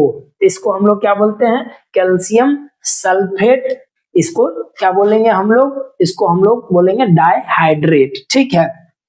और इसको क्या बोलेंगे, ये हमारा POP है, इसको बोलेंगे कैल्शियम सल्फेट हेमीहाइड्रेट। ये चीज ध्यान रखिएगा, इसमें से 1.5 मॉलिक्यूल पानी रिलीज हो जाता है। इसका इस्तेमाल हम लोग कैसे, अच्छा इसको रिवर्सेबल भी रिएक्शन होता है, जब इसमें फिर 1.5 मॉलिक्यूल पानी मिलाएंगे तो वापस ये जिप्सम बन जाएगा, 10 मिनट तक छोड़ देंगे तो, ये ध्यान रखिएगा। इसका इस्तेमाल हम लोग करते हैं किस चीज के लिए, टॉय वगैरह बनाने के लिए, कोई डेकोरेटिव आइटम्स वगैरह बनाने, स्टेच्यू बनाने के लिए इसका इस्तेमाल करा जाता है। देखते होंगे टेंट हाउस वगैरह में जो मूर्ति वगैरह रहता है, इसे करके बनाया हुआ गेट उटार पर, ये सब इसी का बना होता है। इसके अलावा जो है हड्डी वगैरह टूट जाता है तो हड्डी को फिक्स पोजीशन में रख करके प्लास्टर करने के लिए इसका इस्तेमाल करते हैं हम लोग, ठीक है। मॉडल्स वगैरह डेकोरेटिव आइटम बनाने के लिए इस्तेमाल करते हैं। फायर प्रूफिंग मटेरियल बनाने के लिए करते हैं, इसमें आग जल्दी नहीं पकड़ता है, ठीक है। मेडिकल साइंस में जो है सो फ्रैक्चर्ड बोन्स को जोड़ने के लिए, सेटिंग करके फिक्स पोजीशन में रखने के लिए करा जाता है इसका इस्तेमाल, ठीक है। हमारे हड्डी में केमिकल्स खुद ही रिलीज होता है जो ज्वाइंट कर लेता है हड्डी को, बस ये प्लास्टर उसको फिक्स पोजीशन में रखने का काम करता है, हिलने डुलने से बचाने के लिए, ये ध्यान रखिएगा। और अंत में हमारा है वाटर ऑफ क्रिस्टलाइजेशन, यानी जब भी कोई चीज को अगर हमको हार्ड बनाना है तो उसके अंदर पानी मिलाना पड़ेगा। जैसे सीमेंट है, सीमेंट खाली पाउडर रहेगा तो हार्ड नहीं बनेगा, सीमेंट के अंदर पानी डाल करके छोड़ देंगे वो हार्ड बन जाएगा। उसी तरीका से हर एक सब्सटेंस को जो है सो उसको क्रिस्टल्स के फॉर्म में ले जाने के लिए उसके अंदर कुछ अमाउंट ऑफ वाटर को मिलाना पड़ता है, और इसी को कहते हैं वाटर ऑफ क्रिस्टलाइजेशन, ये ध्यान रखिएगा। इसी को बोलते हैं हम लोग वाटर ऑफ क्रिस्टलाइजेशन। जैसे copper sulphate, hydrated copper sulphate, इसमें 5 मॉलिक्यूल पानी है मिला हुआ। आप देखे थे वॉशिंग सोडा, उसके अंदर 10 मॉलिक्यूल पानी मिला हुआ था। तो ये चीज हमारा क्या कहलाता है, वाटर ऑफ क्रिस्टलाइजेशन कहलाता है। तो इस प्रकार से आपका एसिड बेस एंड साल्ट पूरा चैप्टर का 1 शॉट समाप्त हो जाता है। देखते हैं हम लोग metal and non metal complete chapter का 1 शॉट। तो सबसे पहले यहाँ पर आपसे पूछा जाता है कि मेटल क्या होता है। तो देखिए, मेटल को समझने से पहले आप थोड़ा सा इंट्रोडक्शन पोर्शन में यहाँ पे समझिएगा कि एलिमेंट क्या होता है। तो एलिमेंट एक ऐसा नेचुरल ऑक्यूरिंग सब्सटेंस होता है जो कि मैटर का सबसे प्योरेस्ट फॉर्म माना जाता है। 2 चीज होता है, एक एलिमेंट और एक कंपाउंड। तो इसके अंदर जो एलिमेंट जो होता है वो सेम टाइप्स के एटम्स से मिलकर के बना हुआ होता है, उसको हम लोग कहते हैं एलिमेंट, ठीक है। तो एलिमेंट जो होता है हमारा, ये क्या चीज होता है, ये हमको 3 भाग में बांटा जाता है। एक मेटल हमारा हो जाता है, एक नॉन मेटल हमारा हो जाता है, एक मेटलॉइड्स होता है। इसमें हमको पढ़ना है मेटल और नॉन मेटल के बारे में। तो मेटल और नॉन मेटल में सबसे पहले मेटल्स किसको कहते हैं, तो मेटल्स उन सब्सटेंस को कहते हैं जो अपना इलेक्ट्रॉन क्या कर सकता है, लॉस कर सकता है। यानी कि मेटल जो होता है ये अपने इलेक्ट्रॉन्स को क्या कर सकते हैं, लॉस कर सकते हैं। यानी इलेक्ट्रोपॉजिटिव एलिमेंट को हम लोग क्या बोलेंगे, मेटल्स बोलेंगे, ठीक, ये ध्यान रखिएगा। इसके अलावा जो है यहाँ पर दिया गया है कि मेटल्स के बारे में कि occurrence of metal, physical property of metal, activity series of metal, chemical properties, uses of metal, ये सब चीज हमको इसके अंदर देखना है, ठीक है। तो सबसे पहले नंबर चीज हम लोग यहाँ पर अगर देखेंगे, आयनिक बॉन्ड्स वगैरह, मेटल का ओर्स वगैरह, ये सब चीज, एलॉय वगैरह, कोरिजन, ये सब चीज जो है हमको पढ़ना है इसके अंदर। तो ऑक्यूरेंस ऑफ मेटल हम लोग सबसे पहले देखते हैं। तो मेटल जो होता है ना, ये जनरली हमारा दो फॉर्म में पाया जाता है, एक कंबाइंड स्टेट और एक फ्री स्टेट में पाया जाता है। कंबाइंड स्टेट होता है जो कंपाउंड के फॉर्म में पाए जाते हैं, सिंगल स्टेट में नहीं होते हैं। ये रिएक्टिव मेटल्स ज्यादातर जो है सो ये कंबाइंड फॉर्म में ही पाए जाते हैं, ध्यान रखिएगा। कंबाइंड फॉर्म में कार्बोनेट के फॉर्म में, सल्फेट्स के फॉर्म में, ऑक्साइड्स के फॉर्म में ये सब पाया जाता है। और जो लेस रिएक्टिव मेटल्स होता है ये सब जनरली जो है फ्री स्टेट में पाया जाता है, जिसको हम लोग प्यार से नेटिव स्टेट भी बोलते हैं, ये ध्यान रखिएगा। तो ये जो होता है नेटिव स्टेट में पाया जाता है, फ्री स्टेट में यानी कि गोल्ड, सिल्वर, प्लेटिनम, ये सब चीज जो है सो नेचर में फ्री स्टेट में पाया जाता है। तो इस चीज को आप ध्यान रखिएगा, ठीक है। फिर फिजिकल प्रॉपर्टी अगर मेटल्स की देखेंगे तो सबसे पहले नंबर फिजिकल प्रॉपर्टीज पर अगर हम लोग आते हैं तो इसमें क्या चीज हो जाएगा, तो फिजिकल प्रॉपर्टीज में हमारा सबसे पहले आता है इसका मेल्टिंग। फिजिकल प्रॉपर्टी जनरली ये क्या होता है, जनरली ये सॉलिड होता है, लेकिन एक्सेप्शन यहाँ पर होता है सोडियम एंड पोटासियम जो होता है, इसमें फिजिकल प्रॉपर्टीज में सबसे ज्यादा हार्ड होता है जनरली मेटल्स, और सोडियम पोटासियम सॉफ्ट होता है। अगर फिजिकल स्टेट की बात करेंगे तो फिजिकल स्टेट में जनरली सॉलिड होता है, लेकिन मरकरी एकमात्र ऐसा सब्सटेंस है जो मेटल है जो लिक्विड होता है। अब इसका मेल्टिंग एंड बॉइलिंग पॉइंट की अगर बात करेंगे तो मेल्टिंग एंड बॉइलिंग पॉइंट जो होता है ये मेटल्स का ज्यादा होता है, लेकिन यहाँ पर भी जो है सो एक्सेप्शन है, sodium and potassium low melting point इसका होता है, ये ध्यान रखिएगा। Calcium and gallium has such low melting point, they have even melt on keeping on one's palm. मतलब ये कैल्शियम और गैलियम ये भी इसका एक्सेप्शन होता है, ये ध्यान रखिएगा। लस्ट्रस क्या होता है, तो ये जो मेटल्स होता है ये चमकता है, ठीक है, लस्ट्रस होता है, ठीक।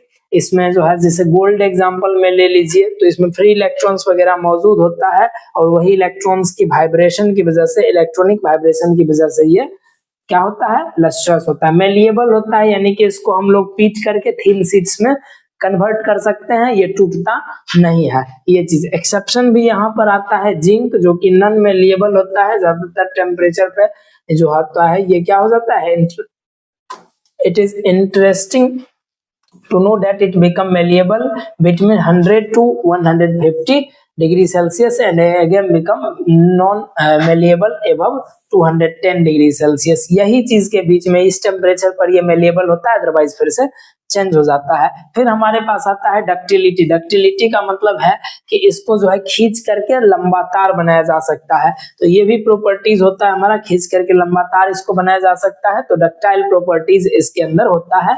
तो गोल्ड, सिल्वर ये सब चीज जो है सो इसका एग्जांपल है। एक्सेप्शन यहाँ पर इसका हो जाएगा जिंक, ठीक है। फिर हमारे पास इसका है थर्मल कंडक्टिविटी, यानी कि ये जो है सो बिजली को कंडक्ट करता है, हीट को भी कंडक्ट करता है, तो थर्मल कंडक्टिविटी हीट को कंडक्ट करने को कहते हैं।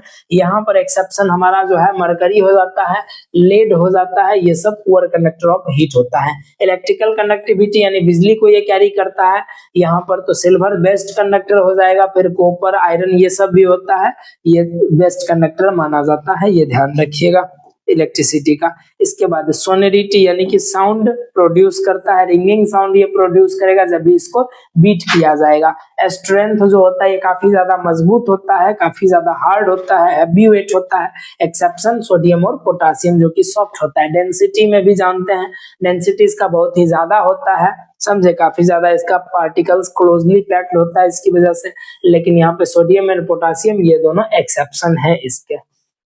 फिर कलर्स वगैरह जो जनरली जो होता है सिल्वर या ग्रे कलर का होता है या गोल्डन कलर का होता है, लेकिन यहाँ पर जो है सो कॉपर, रेडिश ब्राउन कलर का एक्सेप्शन हमारा हो जाता है। एलॉय का फॉर्मेशन, तो एलॉय जो होता है होमोजेनियस मिक्सचर होता है किस चीज का, दो या दो से अधिक मेटल्स का, ठीक है।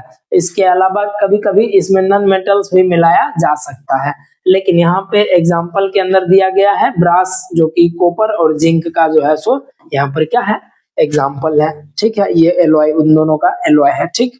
इसके बाद जरा सा देखिए, अगर इसके बाद हम लोग अगर बात करते हैं एक्टिविटी सीरीज का, तो एक्टिविटी सीरीज क्या चीज हो जाता है, एक बार और आप लोग देख चुके हैं। एक्टिविटी सीरीज जो होता है मेटल्स को जब रीअरेंज करा जाता है उसके रिएक्टिविटी ऑर्डर में, तो वही एक्टिविटी सीरीज कहा जाता है, डिक्रीजिंग रिएक्टिविटी के बेसिस पर। तो काशीनाथ का माली आलू जरा फीका पकाता है, काश हजम अगर और हो पाता। ये हमारा रिएक्टिविटी सीरीज है जो आपको काम देगा।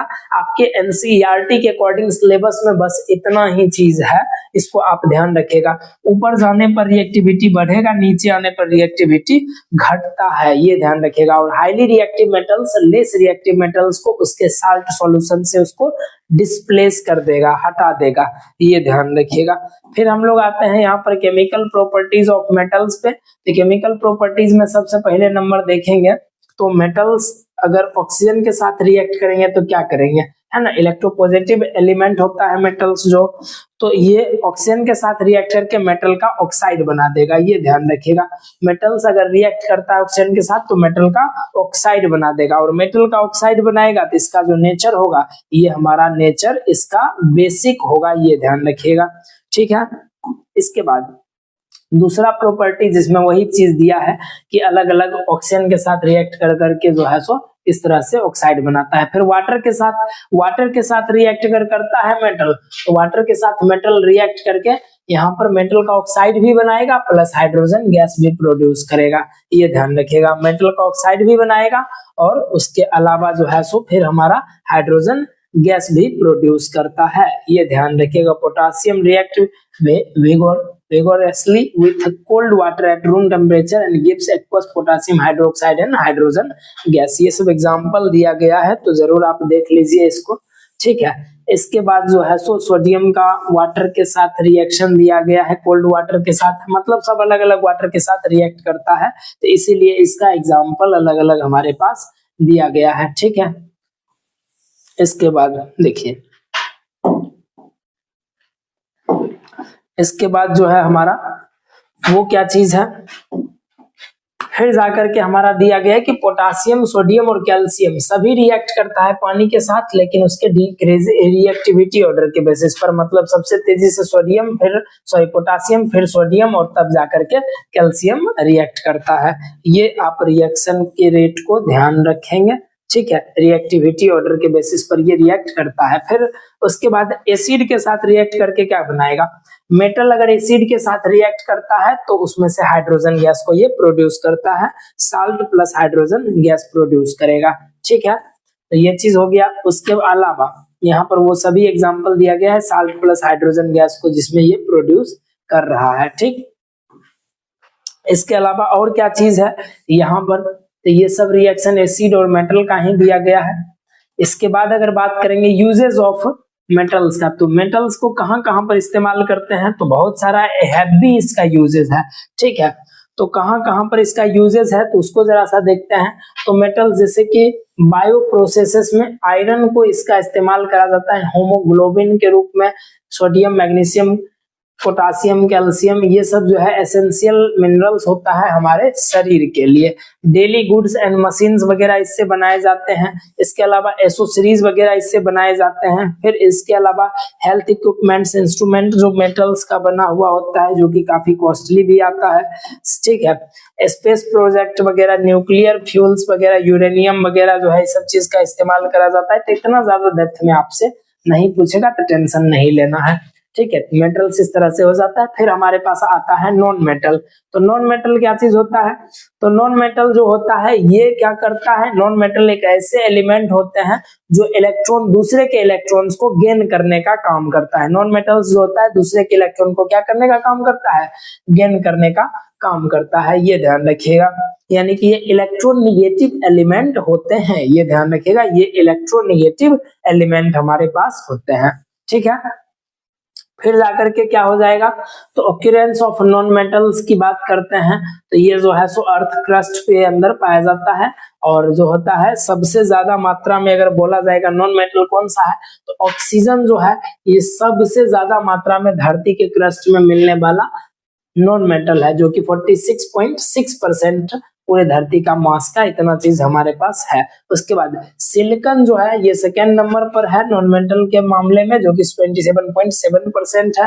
हालांकि सिलिकॉन को जो है सो मान लिया जाता है आपका मेटेलॉइड्स के अंदर। फिर फास्फोरस एंड सल्फर ये जो होता है कंसिडरेबल पार्ट ऑफ किस चीज का, अर्थ क्रस्ट इसके बाद हमारा आता है। ठीक है, ये ध्यान रखिएगा। फिजिकल प्रॉपर्टीज की अगर बात करेंगे तो फिजिकल स्टेट वगैरह ये तीनों स्टेट में पाया जाता है, सॉलिड, लिक्विड एंड गैस। लेकिन ब्रोमीन एकमात्र ऐसा लिक्विड मतलब जो है सो नॉन मेटल होता है, जो केवल और केवल एकमात्र नॉन मेटल जो कि लिक्विड होता है वो है हमारा ब्रोमीन। ठीक है, मेल्टिंग एंड बॉइलिंग पॉइंट इसका लो होता है जनरली।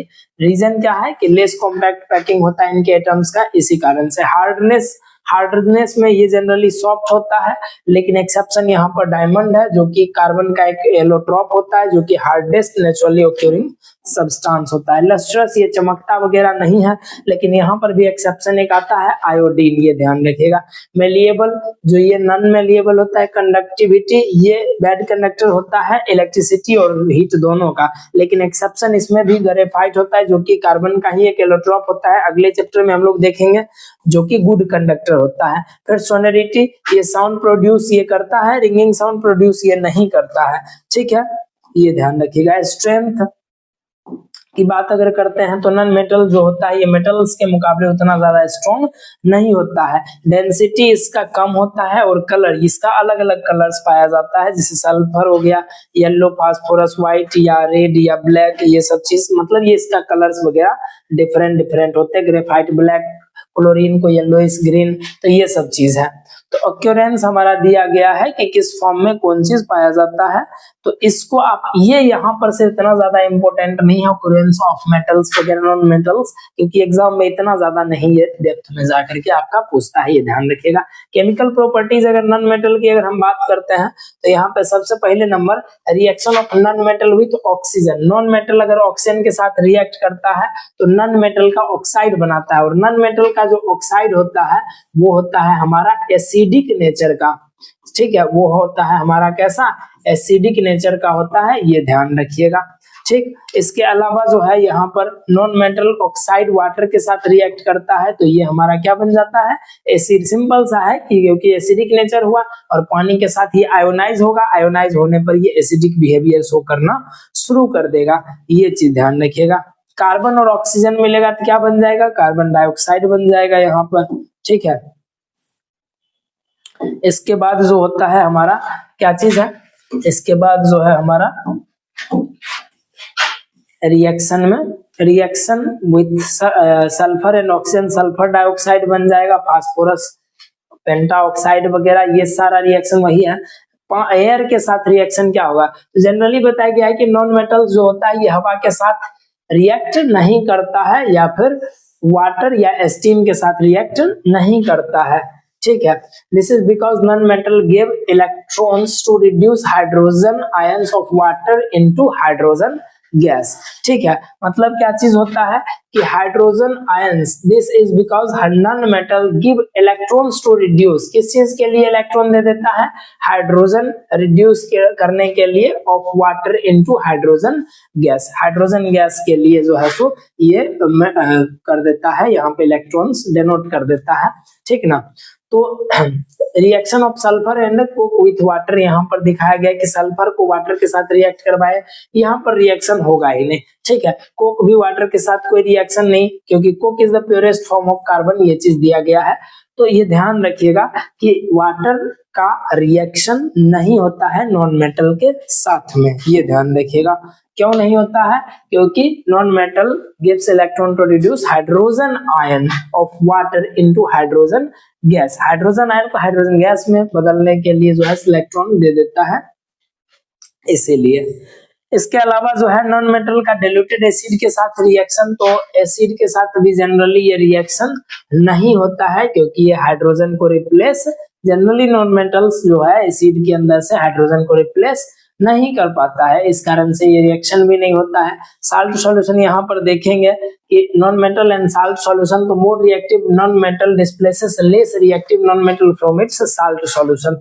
मतलब यहाँ पर ये बात हो रहा है कि नॉन मेटल्स भी जो लेस रिएक्टिव वाले होंगे वो मोर रिएक्टिव वाले से डिस्प्लेस हो जाएंगे, यानी मोर रिएक्टिव वाले लेस रिएक्टिव वालों को डिस्प्लेस करके लात मार के हटा देगा। ठीक है, वो काम यहाँ पर भी होता है। नॉन मेटल का इस्तेमाल कहाँ कहाँ करते हैं, तो फिर वही बायो प्रोसेस, जो कार्बन डाइऑक्साइड ऑक्सीजन हम लोगों को रिक्वायरमेंट होता है, ऑक्सीजन को पेड़ पौधा की जरूरत होता है, कार्बन डाइऑक्साइड का इस चीज का लैब में इस्तेमाल करते हैं। हेल्थ एंड प्रोडक्शन, सल्फर जो है फंगीसाइड्स के रूप में इस्तेमाल करा जाता है। Non metals in various foods वगैरह पेट्रोलियम इंडस्ट्रीज के अंदर इस्तेमाल करा जाता है, और फ्यूल के रूप में जैसे हाइड्रोजन वगैरह इस्तेमाल करा जाता है। तो ये सब ध्यान रखेंगे। तो अब इस जगह पर क्या है कि डिफरेंस इन फिजिकल प्रॉपर्टी, ये ऑलरेडी आप मेटल नॉन मेटल में जान चुके हैं। इस जगह पे केमिकल प्रॉपर्टीज के भी डिफरेंसेस आप आराम से जान चुके हैं।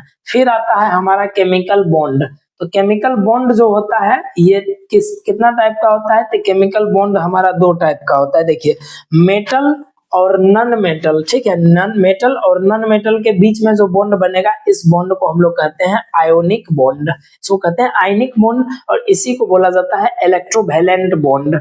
और अगर दो नॉन मेटल के बीच में बॉन्ड बना है तो इसके बॉन्ड को हम लोग कहते हैं कोवैलेंट बॉन्ड। इसको कहते हैं हम लोग कोवैलेंट बॉन्ड, ठीक है। इसको बोलते हैं कोवैलेंट बॉन्ड, ये ध्यान रखिएगा। तो कोवैलेंट बॉन्ड के बारे में जो है हमको अभी नहीं पढ़ना है, वो हमको अगले चैप्टर में पढ़ना है। इस चैप्टर में आयनिक बॉन्ड्स के बारे में ही केवल और केवल पढ़ना है, ये ध्यान रखिएगा, ठीक है। आयनिक बॉन्ड मेटल और नॉन मेटल के मिलने से बनता है, जैसे कि सोडियम हो गया और क्लोरीन हो गया। सोडियम यहाँ पर मेटल है, क्लोरीन यहाँ पे नॉन मेटल है, सोडियम क्लोरीन बन गया, सोडियम क्लोराइड बन गया, यहाँ पे आयनिक बॉन्ड है। इसका इलेक्ट्रॉन डॉट स्ट्रक्चर आप देख लीजिए, ये चीज पूछा जाता है कभी कभी। तो इलेक्ट्रॉन डॉट स्ट्रक्चर में यहाँ से एक इसमें डिनोट करेगा, इस तरीका से बना दिया जाता है पॉजिटिव, और ऐसे करके यहाँ पर दिखा दिया गया। 8 इलेक्ट्रॉन्स कंप्लीट हो जाने चाहिए इसके।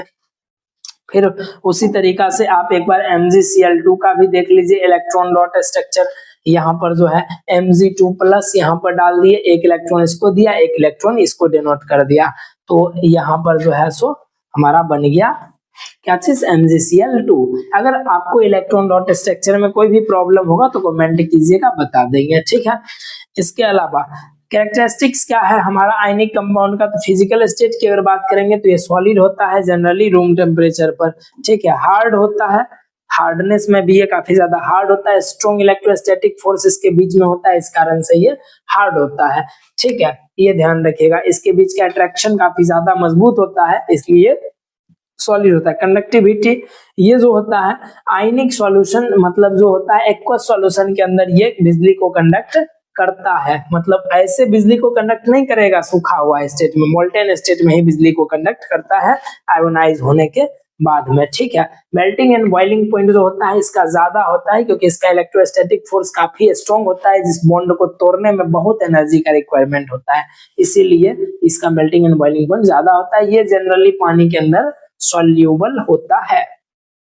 अब देखिए मेटल्स इन नेचर, नेचर में मेटल जो पाया जाता है उसको हम लोग कैसे निकालते हैं? जिस प्रोसेस को निकालते हैं, निकालने का प्रोसेस हमारा एक्सट्रैक्शन ऑफ मेटल्स कहता है, ठीक है। तो उसमें सबसे पहले नंबर ओर्स आता है हमारा। मिनरल्स क्या होता है? तो मेटल्स का कंपाउंड जो होता है उसको मिनरल्स हम लोग कहते हैं, और जिन मिनरल्स के अंदर से मेटल्स को निकाला जा सकता है उन मिनरल्स को हम लोग कहते हैं ओर्स, ठीक है। उसको हम लोग कहते हैं उसको कहते हैं ओर्स।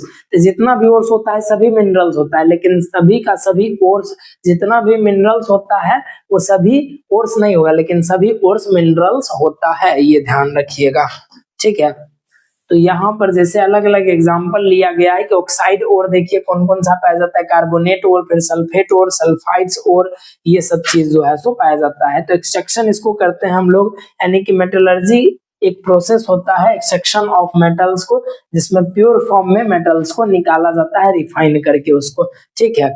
तो इसका जो एक्सट्रैक्शन होता है ये रिएक्टिविटी सीरीज के अनुसार करते हैं। तो रिएक्टिविटी के अनुसार इसको अलग अलग टाइप से एक्सट्रैक्शन करते हैं। जैसे यहाँ पर रिएक्टिविटी टेबल बनाया गया है यहाँ पे एक्सट्रैक्शन का प्रोसेस, कि ओर को सबसे पहले कंसंट्रेट करते हैं, फिर उसमें से हाईली रिएक्टिव मेटल्स, फिर मीडियम रिएक्टिव मेटल्स और लो रिएक्टिव मेटल्स, इसको 3 भाग में बांटते हैं और उसको कंसंट्रेट करते हैं, उसको हम लोग प्यूरिफाई करते हैं। तो लो रिएक्टिव मेटल्स होता है ये हमारा जनरली पाया जाता है सल्फाइड ओर के फॉर्म में। तो सल्फाइड ओर को रोस्टिंग प्रोसेस से इसको कन्वर्ट कर लेते हैं हम लोग मेटल ऑक्साइड में, फिर उससे निकाल लेते हैं मेटल, फिर इसको रिफाइन कर देते हैं। और मीडियम रिएक्टिव मेटल्स हमारा कार्बोनेट और सल्फाइड दोनों फॉर्म में पाया जाता है। तो कार्बोनेट वाले को कैल्सिनेशन प्रोसेस से उसको ऑक्सीजन ओर में ऑक्साइड ओर में कन्वर्ट करते हैं, और सल्फाइड ओर को रोस्टिंग से और फिर ऑक्साइड ओर में कन्वर्ट हो गया तो उसमें से ऑक्सीजन हटा करके मेटल निकाल लेते हैं, और मेटल को प्योर करके प्योर मेटल बना देते हैं। और जो हाईली रिएक्टिव मेटल होता है ये इलेक्ट्रोलाइसिस प्रोसेस से, इलेक्ट्रोलाइटिक प्रोसेस से फिर उसको रिफाइन करा जाता है। तो ये चीज है निकालने का प्रोसेस, ठीक है। इसके बाद क्या चीज दिखाया गया है, यहाँ पे वही प्रोसेस को बताया गया है कि ओर्स को सबसे पहले निकाला जाता है, फिर उसको पीसा जाता है, पीसने के बाद उसकी सफाई किया जाता है, कंसंट्रेट करा जाता है, फिर उसको ऑक्साइड में कन्वर्ट किया जाता है और ऑक्साइड में कन्वर्ट करने के बाद जो है उसमें से ऑक्सीजन निकाल दिया जाता है, जिसमें से हम लोगों को दो प्रोसेस ऑक्सीजन निकालने के लिए किया जाता है, कैल्सिनेशन और एक रोस्टिंग। कैल्सिनेशन में जनरली कार्बोनेट ओर को क्या किया जाता है, उसके ऑक्साइड ओर में कन्वर्ट करा जाता है विथ लिमिटेड प्रेजेंस ऑफ यहाँ पे एयर होता है, ये ध्यान रखिएगा। और रोस्टिंग में जो होता है इस प्रोसेस में जो है सो एक एक्सेस मात्रा में हवा दे करके इसमें जो है सो सल्फाइड ओर्स को क्या किया जाता है, सल्फाइड ओर को ऑक्साइड ओर में कन्वर्ट करा जाता है हम लोग को एक्सेस एयर को दे करके। ये प्रोसेस रोस्टिंग हमारा कहलाता है। और दोनों ही प्रोसेसेस में जो है सो ऑक्साइड ओर में बदल जाता है। ऑक्साइड ओर में बदल गया तो ऑक्सीजन उसमें से रिमूव करना है। ऑक्सीजन को रिमूव करना क्या कहलाता है, ऑक्सीजन को रिमूव करना कहलाता है रिडक्शन। तो रिडक्शन प्रोसेस से मेटल निकाल लेते हैं, फिर प्योरिफिकेशन करके और प्योरिफिकेशन करके फिर उससे हम लोग मेटल प्राप्त कर लेते हैं। ये सब थोड़ा सा प्रोसेस ज्यादा लिखा हुआ है, ये सब 12th लेवल का प्रोसेस है, तो इस पर घबराना नहीं है। ये सब थोड़ा सा ज्यादा डेप्थ वाला प्रोसेस है, इसको आपको नहीं एग्जाम में ये सब चीज आपसे पूछेगा। तो इस प्रकार से हमारा ये चीज सेपरेट हो जाता है। इस प्रकार से जो है हमको पूरा मेटल्स को निकाल लिया जाता है। तो यही चीज हमारा जो था पूरा का पूरा आपका सेपरेशन ऑफ मेटल्स यानी एक्सट्रैक्शन ऑफ मेटल्स के बारे में दिया था। थर्माइट प्रोसेस ये सब चीज आपसे नहीं पूछेगा, थर्माइट वेल्डिंग प्रोसेस, तो मेटल्स स्मेल्टिंग प्रोसेस, तो ये प्रोसेस वगैरह एक एक रिएक्शन वगैरह ये 12th लेवल का चीज है, आपके लेवल पर ये नहीं पूछा जाता है। इसमें से बस आपसे एक चीज दिया जाएगा, इलेक्ट्रोलाइटिक रिफाइनिंग प्रोसेस का इस्तेमाल करते हैं। इलेक्ट्रोलाइटिक रिफाइनिंग प्रोसेस का इस्तेमाल करते हैं बिजली को पास करवा के, हाई वोल्टेज इलेक्ट्रिसिटी को पास करवा करके उसमें से जैसे कि NaCl को हाई वोल्टेज इलेक्ट्रिसिटी पास करवा के उसके एक्वस सॉल्यूशन से सोडियम और क्लोरीन को अलग करा जाता है, फिर उसको रिफाइन किया जाता है, प्यूरिफाई किया जाता है और तब जाकर के प्यूरिफिकेशन के बाद हमको मिल जाता है क्या चीज, प्योर, हमको मिल जाता है प्योर मेटल, ये ध्यान रखिएगा। उसके बाद प्योर मेटल हमको मिल जाता है। तो इस प्रकार से जो है सो आपका पूरा का पूरा metal, non metal and metallurgy ये कंप्लीट पार्ट जो था इस पूरे चैप्टर का वन शॉट जो वीडियो है हमारा इस प्रकार से समाप्त होता है। देखते हैं अब हम लोग केमिस्ट्री के सबसे important chapter carbon and its compound का कंप्लीट चैप्टर का वन शॉट। तो सबसे पहले हम लोग जानते हैं कि कार्बन होता क्या है। तो कार्बन जो है एक नॉन मेटल है जो हमारे पीरियोडिक टेबल में 6 नंबर पर पाया जाता है, यानी कि इसका एटॉमिक नंबर 6 होता है। ठीक, ये हमारा जो पोर्शन है ये ऑर्गेनिक केमिस्ट्री हमारा हो जाता है। ठीक है, ऑर्गेनिक केमिस्ट्री के बारे में हमको यहाँ पे पढ़ना है। तो कार्बन जो है इसका एटॉमिक नंबर 6 होता है, जिसका इलेक्ट्रॉनिक कॉन्फ़िगरेशन 2 और 4 होता है, ये ध्यान रखिएगा। ठीक है, जिसके आउटर मोस्ट सेल में 4 इलेक्ट्रॉन्स पाया जाता है, यानी कि वैलेंस इलेक्ट्रॉन इसके पास टोटल संख्या कितना हो गया, ये 4 होता है। ठीक, तो यहाँ पर हर एक बात जानने का नहीं है, यहाँ पर जो हमको एग्जाम से रिलेटेड बात है केवल और केवल उसी को बढ़िया से समझेंगे, क्योंकि हमको एग्जाम से मतलब है अभी के समय में, खास करके लास्ट टाइम पर। तो ये ध्यान रखिएगा। बॉन्डिंग इन द कार्बन, तो बॉन्डिंग इसमें क्या होता है, तो देखिए 4 इलेक्ट्रॉन्स होता है आउटर मोस्ट सेल में कार्बन के, इस तरीका से 1 2 3 और 4। अब क्या करेंगे, सोचेंगे कि कार्बन अपना इलेक्ट्रॉन को लॉस कर देगा, तो कार्बन अपना इलेक्ट्रॉन लॉस करेगा, इतना एनर्जी ही नहीं होता है कार्बन के पास कि कार्बन अपना 4 इलेक्ट्रॉन को लॉस कर पाए। ठीक है, अब सोचेंगे कि कार्बन किसी से और से 4 इलेक्ट्रॉन गेन कर ले, तो अब होता क्या मामला है यहाँ पर कि कार्बन 4 इलेक्ट्रॉन अगर किसी और से गेन करेगा तो इस कंडीशन में इलेक्ट्रॉन्स के बीच इतना ज्यादा रिपल्सिव नेचर ऑफ फोर्स लग जाएगा, रिपल्सिव फोर्स लगने लगेगा इलेक्ट्रॉन्स के बीच में कि वो कार्बन अनस्टेबल हो जाएगा। इसीलिए कार्बन ना ही इलेक्ट्रॉन लॉस करता है अपना और ना ही कार्बन अपना इलेक्ट्रॉन गेन करता है, ना ही कार्बन किसी से इलेक्ट्रॉन गेन करता है, ना ही कार्बन अपना इलेक्ट्रॉन लॉस करता है। तो इस प्रॉब्लम को ओवरकम कैसे करता है कार्बन, तो इस प्रॉब्लम को ओवरकम करता है ये अपने इलेक्ट्रॉन्स को किसी और के साथ शेयर करके, ठीक है, इस इलेक्ट्रॉन्स को क्या करता है, शेयर करता है, और शेयरिंग के कारण जो बॉन्ड बनता है, इस बॉन्ड को हम लोग कहते हैं कोवैलेंट बॉन्ड, ये ध्यान रखिएगा। और कोवैलेंट बॉन्ड जनरली दो नॉन मेटल्स के बीच में ही बनता है, ये ध्यान रखिएगा। तो बॉन्डिंग कार्बन में कैसा होगा, तो कोवैलेंट बॉन्ड, ये याद रखिएगा। इलेक्ट्रॉन के पेयर्स के शेयर होने की वजह से जो है जो बॉन्ड बने उसको कहते हैं हम लोग कोवैलेंट बॉन्ड। और यहाँ पर दिया भी गया है कि शेयरिंग इज केयरिंग, जैसे एग्जाम में भी होता है ना कि शेयर कर लेते हैं कोई भी चीज को, जिसको आता है वो दूसरा को बता देता है। शेयरिंग इज केयरिंग मतलब दूसरे का केयर बड़ा ज्यादा करते हैं, ये चीज। और आप लोग तो किसी और का केयर ज्यादा करने लगते होंगे, तो चलिए खैर वो अलग बात है। तो कार्बन जो होता है ये हमेशा कोवैलेंट बॉन्ड बनाता है, ये ध्यान रखिएगा। अंतिम में 4 इलेक्ट्रॉन्स मौजूद होता है इसका, इसीलिए। इसके अलावा यहाँ पर जो डेट्स वगैरह लिखा गया है कि most carbon compounds are poor conductor of electricity as the compound does not give rise any ions, मतलब फ्री इलेक्ट्रॉन्स मौजूद नहीं होने की वजह से ज्यादातर कार्बन का कंपाउंड जो होता है वो क्या हो जाता है, वो बेचारा गरीब हो जाता है, पुअर कंडक्टर ऑफ इलेक्ट्रिसिटी हो जाता है, ये ध्यान रखिएगा। अब यहाँ पर जो बॉन्डिंग होता है उसके अंदर वो 4 बॉन्डिंग होता है कार्बन के अंदर, टेट्रा वैलेंसी इसी को कहते हैं हम लोग। अब यहाँ पे थोड़ा सा लुईस डॉट स्ट्रक्चर भी अगर बात करेंगे तो यहाँ पे जैसे हाइड्रोजन में है, यहाँ पे हाइड्रोजन है, ये वाला ये कहेगा कि भैया तुम भी मेरा यहाँ पर ले लो, है ना, और हम भी तुम्हारा ले लेते हैं यहाँ पे इलेक्ट्रॉन, ठीक है। इस जगह पे क्या करेगा, फिर ऑक्सीजन है यहाँ पे, ऑक्सीजन में भी 1 2 3 4 5 6, क्योंकि 6 नंबर पर, ये 8 नंबर पर ऑक्सीजन होता है, जिसका इलेक्ट्रॉनिक कॉन्फिगरेशन 2 और 6, ये 8 पूरना चाहेगा, तो ये क्या करेगा, फिर अपने जैसा ही जो है सो क्या कर देगा, अपने जैसा ही यहाँ पर ऑक्सीजन से ऐसे करके 6 और इसका 2 शेयर किया तो 8 हो गया। फिर ये वाला जो है सो ऑक्सीजन इसका 2 शेयर करेगा तो ये भी 8 हो गया। तो इस तरीका से हम लोग बना देते हैं क्या चीज, इस तरीका से हम लोग बना देते हैं बॉन्ड। यानी हाइड्रोजन के बीच में सिंगल शेयरिंग हुआ है, 1 पेयर इलेक्ट्रॉन शेयर हुआ तो 1 बॉन्ड, 2 पेयर इलेक्ट्रॉन शेयर हुआ तो 2 बॉन्ड। उसी तरह नाइट्रोजन में 3 पेयर इलेक्ट्रॉन शेयर होगा तो 3 बॉन्ड। तो मैक्सिमम बॉन्ड जो है सिंगल, डबल या ट्रिपल बन सकता है। 1 पेयर में सिंगल बॉन्ड, 2 पेयर में डबल बॉन्ड, 3 पेयर शेयर होगा तो ट्रिपल बॉन्ड, ये ध्यान रखिएगा। तो जितना पेयर उतना गुने 2 इलेक्ट्रॉन शेयर हुआ, ठीक है। सिंगल बॉन्ड अगर है तो उसमें 2 इलेक्ट्रॉन शेयर हुआ, डबल बॉन्ड में 2 4 इलेक्ट्रॉन शेयर हुआ, ट्रिपल बॉन्ड में 2 या 6 इलेक्ट्रॉन शेयर हुआ, तो ये ध्यान रखना है हमको, ठीक है। ये एनसीईआरटी में पूछा गया सारा चीज है। कंक्लूजन यहाँ पर आपको पता चल चुका है कि कुछ इंपोर्टेंट एग्जांपल्स यहाँ पर है, इसको अच्छा से देख लीजिएगा, ठीक है। अगर नहीं समझ में आए तो कमेंट कीजिए, फिर से हम बता देंगे एक बार और। तो यहाँ पर अच्छे से देख लीजिए कि कौन किस तरीका से शेयर कर रहा है, ये सब पूछा जाता है आपके बोर्ड एग्जाम में, ठीक है। अब देखिए ये सारे जो हैं ये सब पूछे जाते हैं आपके बोर्ड एग्जाम में, तो इसलिए ध्यान रखेंगे। अब आते हैं हम लोग यहाँ पर एलोट्रॉप्स पर बात करते हैं।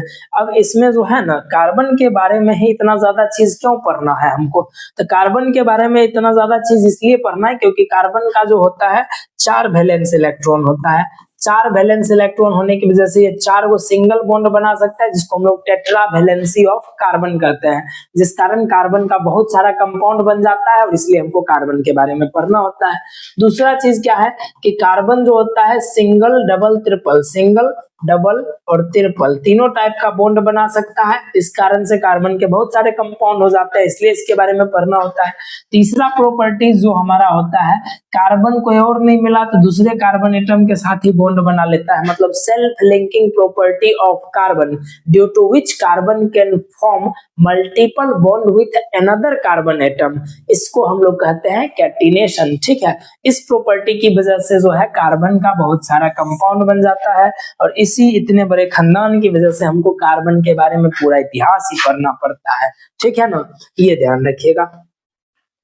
तो यहाँ पर जो है एलोट्रॉप्स में सबसे पहले एलोट्रॉप की बात करते हैं डायमंड का। डायमंड जो एलोट्रॉप होता है इसमें number of carbon atom fix नहीं होता है, ये इस प्रकार का इसका स्ट्रक्चर होता है और इसका चारों बॉन्ड शेयर्ड होता है, मतलब इसके पास कोई भी इलेक्ट्रॉन्स फ्री नहीं होता है, जिस कारण से ये बैड कंडक्टर ऑफ इलेक्ट्रिसिटी बेचारा हो जाता है, ये ध्यान रखिएगा। उसके बाद इसका दूसरा बाल बच्चा का नाम होता है ग्रेफाइट।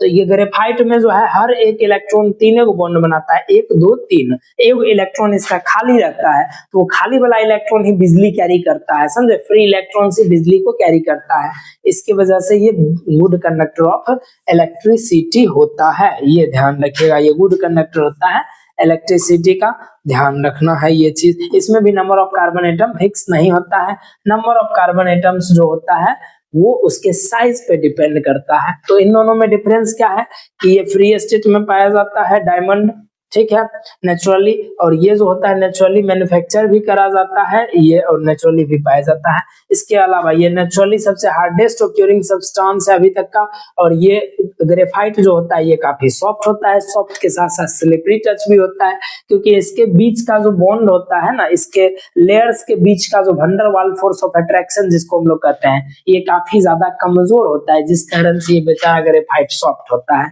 ठीक है।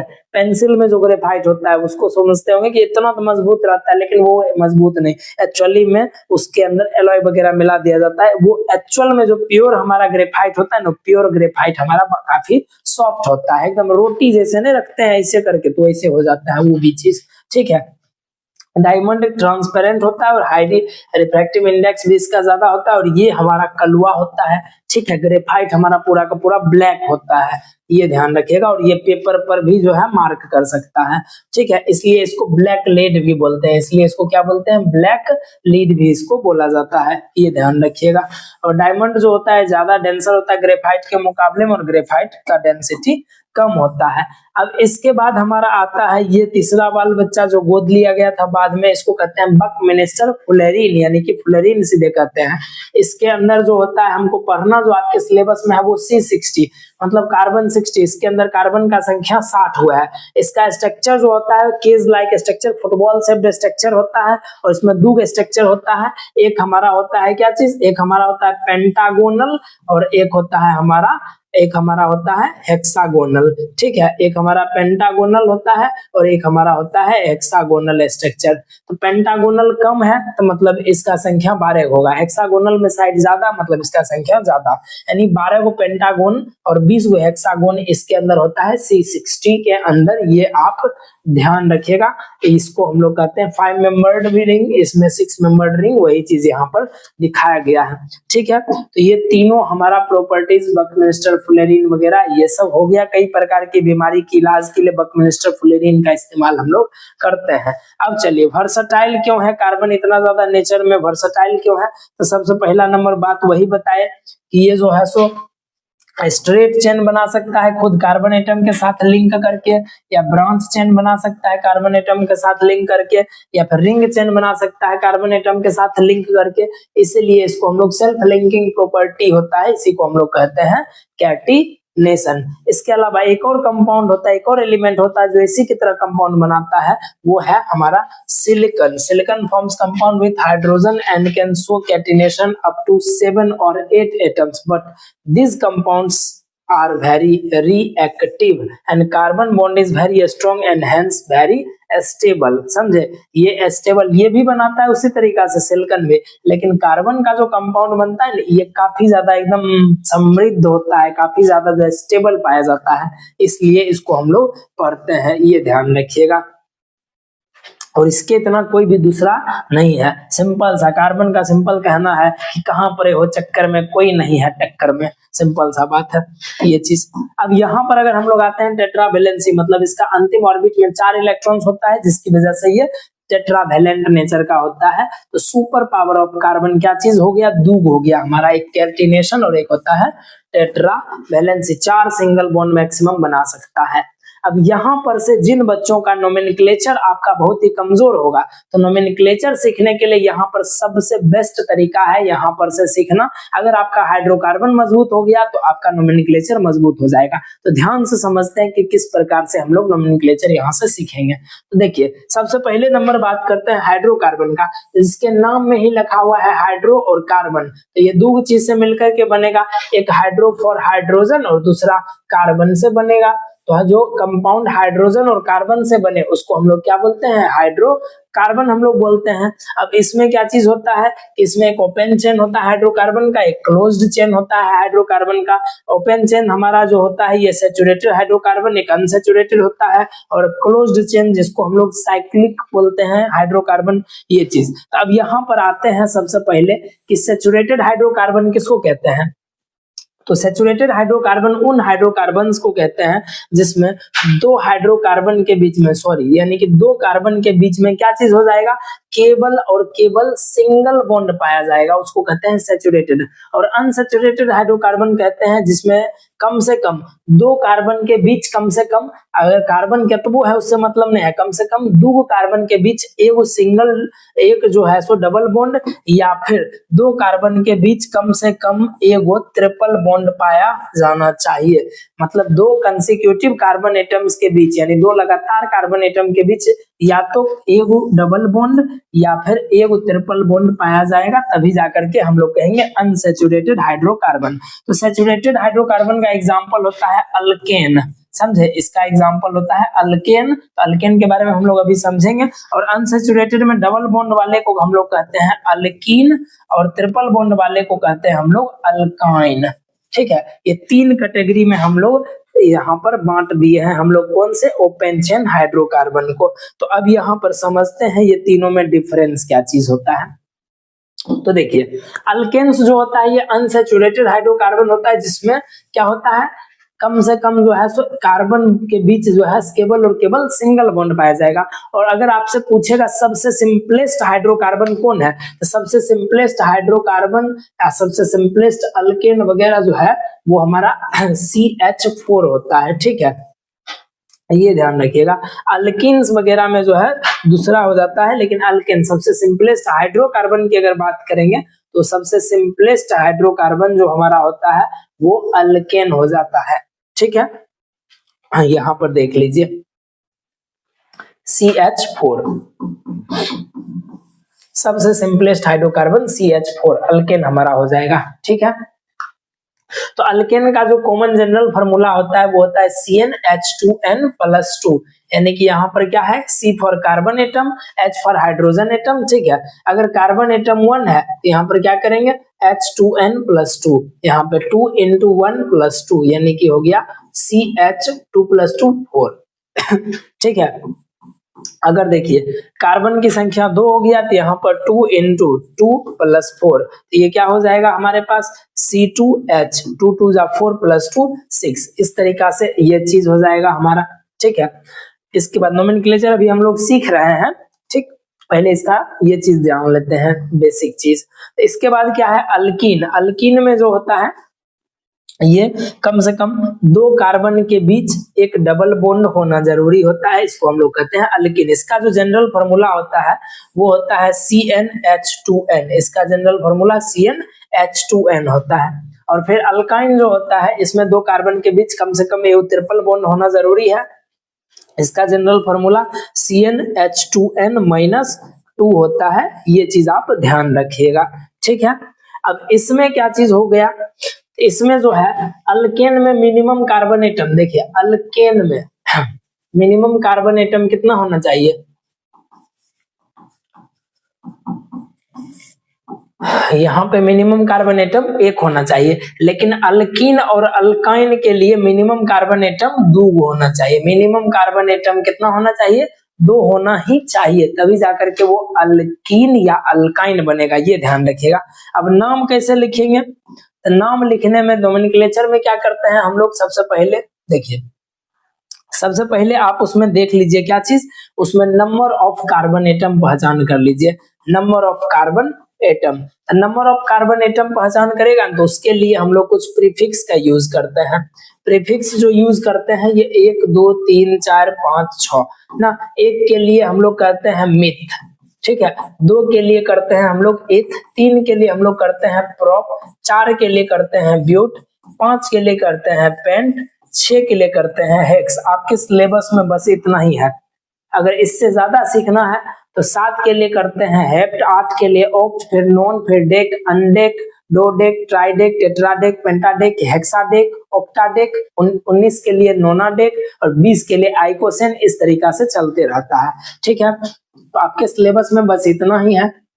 उसके बाद लास्ट में सफिक्स लगाते हैं। सफिक्स लगाते हैं अगर हमारे पास अल्केन है, ठीक है, अगर हमारे पास अल्केन है तो उसका ANE सफिक्स लगेगा। अगर हमारे पास अल्कीन है तो उसका ENE सफिक्स लगेगा। अगर हमारे पास अल्काइन है तो उसका YNE सफिक्स उसके लास्ट में लग जाएगा। इस प्रीफिक्स, ये सब प्रीफिक्स के रूप में इस्तेमाल करेंगे और फिर सफिक्स के रूप में ये सब इस्तेमाल हम लोग करेंगे, तब जाकर के हमारा नोमेनक्लेचर कंप्लीट होगा। तो यहाँ पर देख लीजिए, ये चीज आपका प्रीफिक्स हो गया। ठीक है, सफिक्स के लिए आप हो गया सिंगल बॉन्ड है। अब आप बॉन्ड देख करके भी पता कर सकते हैं। सिंगल बॉन्ड केबल है कहीं पर तो वो उसमें ANE नाम पड़ेगा। डबल बॉन्ड कहीं पर है तो उसमें ENE नाम पड़ेगा। ट्रिपल बॉन्ड कहीं पर है तो इसमें YNE नाम पड़ेगा। अब कोई बच्चा कहेंगे कि अगर उस किसी कार्बन के अंदर जो है सिंगल बॉन्ड भी हो और डबल बॉन्ड भी हो, 2 1 3 यहाँ पे 3 डाल देते हैं। ठीक है, 3 1 4 हो गया, 1 2, ठीक है। अब यह ऐसे करके अगर बच्चा कहेगा इस जगह पे कि इसमें जो है अब यहाँ कार्बन को पुराना है, यहाँ पे 1 2 3, फिर 1 2 1 3 1 4, फिर 3 1 4, फिर 2 1 3, हाँ 2 1 3 1 4 हो गया, फिर 1 2 3, यहाँ हाइड्रोजन लगा देंगे। अब कोई बच्चा कहेगा कि इसमें सिंगल बॉन्ड भी है, डबल बॉन्ड भी है और ट्रिपल बॉन्ड भी है, तब इसमें कौन सा लगाएंगे? तो तब इसमें जो ज्यादा बॉन्ड है ना, ज्यादा कहने का मतलब सिंगल, डबल या ट्रिपल में जो मतलब सबसे ज्यादा वाला बॉन्ड है उसको हम लोग लगाएंगे। यानी कि ट्रिपल बॉन्ड सबसे बड़ा बॉन्ड है तो वो बॉन्ड का नाम लिखाएगा, मतलब सबसे बड़ा वाला बॉन्ड का नाम लिखाएगा। सिंगल बॉन्ड छोटका बॉन्ड हो गया, ये ENE वाला मेझुलका हो गया, और YNE वाला जो है वो सबसे बड़का भाई हो गया। समझे? अगर तीनों भाई मौजूद है तो सबसे बड़का भाई का नाम लिखाएगा। अगर पहला तीसरा मौजूद है तो भी तीसरा का नाम लिखाएगा। पहला दूसरा मौजूद है तो दूसरा का लिखाएगा। दूसरा तीसरा मौजूद है तो तीसरा का लिखाएगा। मतलब इसमें से सब छोटका भाई, ये मेझला भाई और ये सबसे बड़का भाई। तो जो तीनों में सबसे बड़ा होगा तो उसका बड़का भाई का नाम लिखाएगा। अकेला है तो वही का नाम लिखाएगा। तीनों अगर आ जाए चाहे दो आ जाए तो जो बड़का रहेगा उसका नाम लिखा जाएगा। ठीक है, तो ये ध्यान रखिएगा। जैसे एग्जाम्पल के तौर पे यहाँ पर लिया गया है क्या चीज, एग्जाम्पल के तौर पे हम लोग ले रहे हैं CH, यहाँ पे 3 CH2 CH, यहाँ पर ले लेते हैं 2 और फिर यहाँ पे CH3, तो ये क्या हो जाएगा? तो यहाँ पर हो गया, देख लीजिए इस जगह पे 1 2 3 4 कार्बन के लिए हम लोग लगाते हैं ब्यूट, 4 कार्बन के लिए ब्यूट, और फिर सिंगल बॉन्ड है तो ANE, तो ये हो जाएगा ब्यूटेन। अगर आप इसका जनरल फार्मूला पर भी चेक करना चाहते हैं, अल्केन का जनरल फार्मूला CnH2n + 2 होता है। ठीक, तो इस पर बैठा करके देखिए C कितना 4, तो H 2 × 4 + 2 पुर रहा है कि नहीं पुर रहा है? तो 4 C4, H कितना 4 दूनी 8 + 2 10, तो आप गिनती कर लीजिए 4 गो कार्बन और 10 गो हाइड्रोजन है, तो 1 2 3 4 कार्बन पुर गया, 10 गो हाइड्रोजन पूरा, 3 2 5 2 7 3 10 हाइड्रोजन पुर गया, मतलब हमारा नोमेनक्लेचर सही हो गया। ठीक है, खुशी की बात है, अब सही हो गया। तो ये नोमेनक्लेचर इस तरीका से, नॉर्मल नोमेनक्लेचर हमारा इस तरीका से हो जाता है। फिर नोमेनक्लेचर आता है स्ट्रेट चेन, ये वाला हो गया, ब्रांच चेन का, और फिर रिंग चेन का भी नोमेनक्लेचर आता है, और फंक्शनल ग्रुप का भी नोमेनक्लेचर हम लोग आता है, जो कि हम लोग आगे सीखेंगे। तो देखिए अब यहाँ पर देखते हैं ओपन चेन हाइड्रोकार्बन क्या है। तो ओपन चेन हाइड्रोकार्बन में सबसे पहली नंबर पे हमारा मीथेन आ जाता है। तो मीथेन जो है सो हमारा देख लीजिए CH4, इथेन, फिर प्रोपेन, वही जो अभी आपको सिखाए उसी के बेसिस पर ये सब पूरा का पूरा नाम आप लिख दीजिएगा। क्लोज्ड चेन हाइड्रोकार्बन की अगर बात करेंगे तो क्लोज्ड चेन हाइड्रोकार्बन में रिंग चेन आता है। रिंग चेन में सबसे ज्यादा इंपॉर्टेंट जो है ये साइक्लोहेक्सेन है, जो बेंजीन होता है, इसको आप अच्छा से देख लीजिए। साइक्लोहेक्सेन यानी कि जो बेंजीन है, इसको आप क्या कीजिए, अच्छा से देख लीजिए। ये बेंजीन का जो स्ट्रक्चर है, ये अनसैचुरेटेड साइक्लिक कंपाउंड में बेंजीन का स्ट्रक्चर देख लीजिए। इसको कैसे बनाइएगा, कार्बन 6 को रखिएगा इस तरीका से, 1 2 3 4 5 6 रख दिए।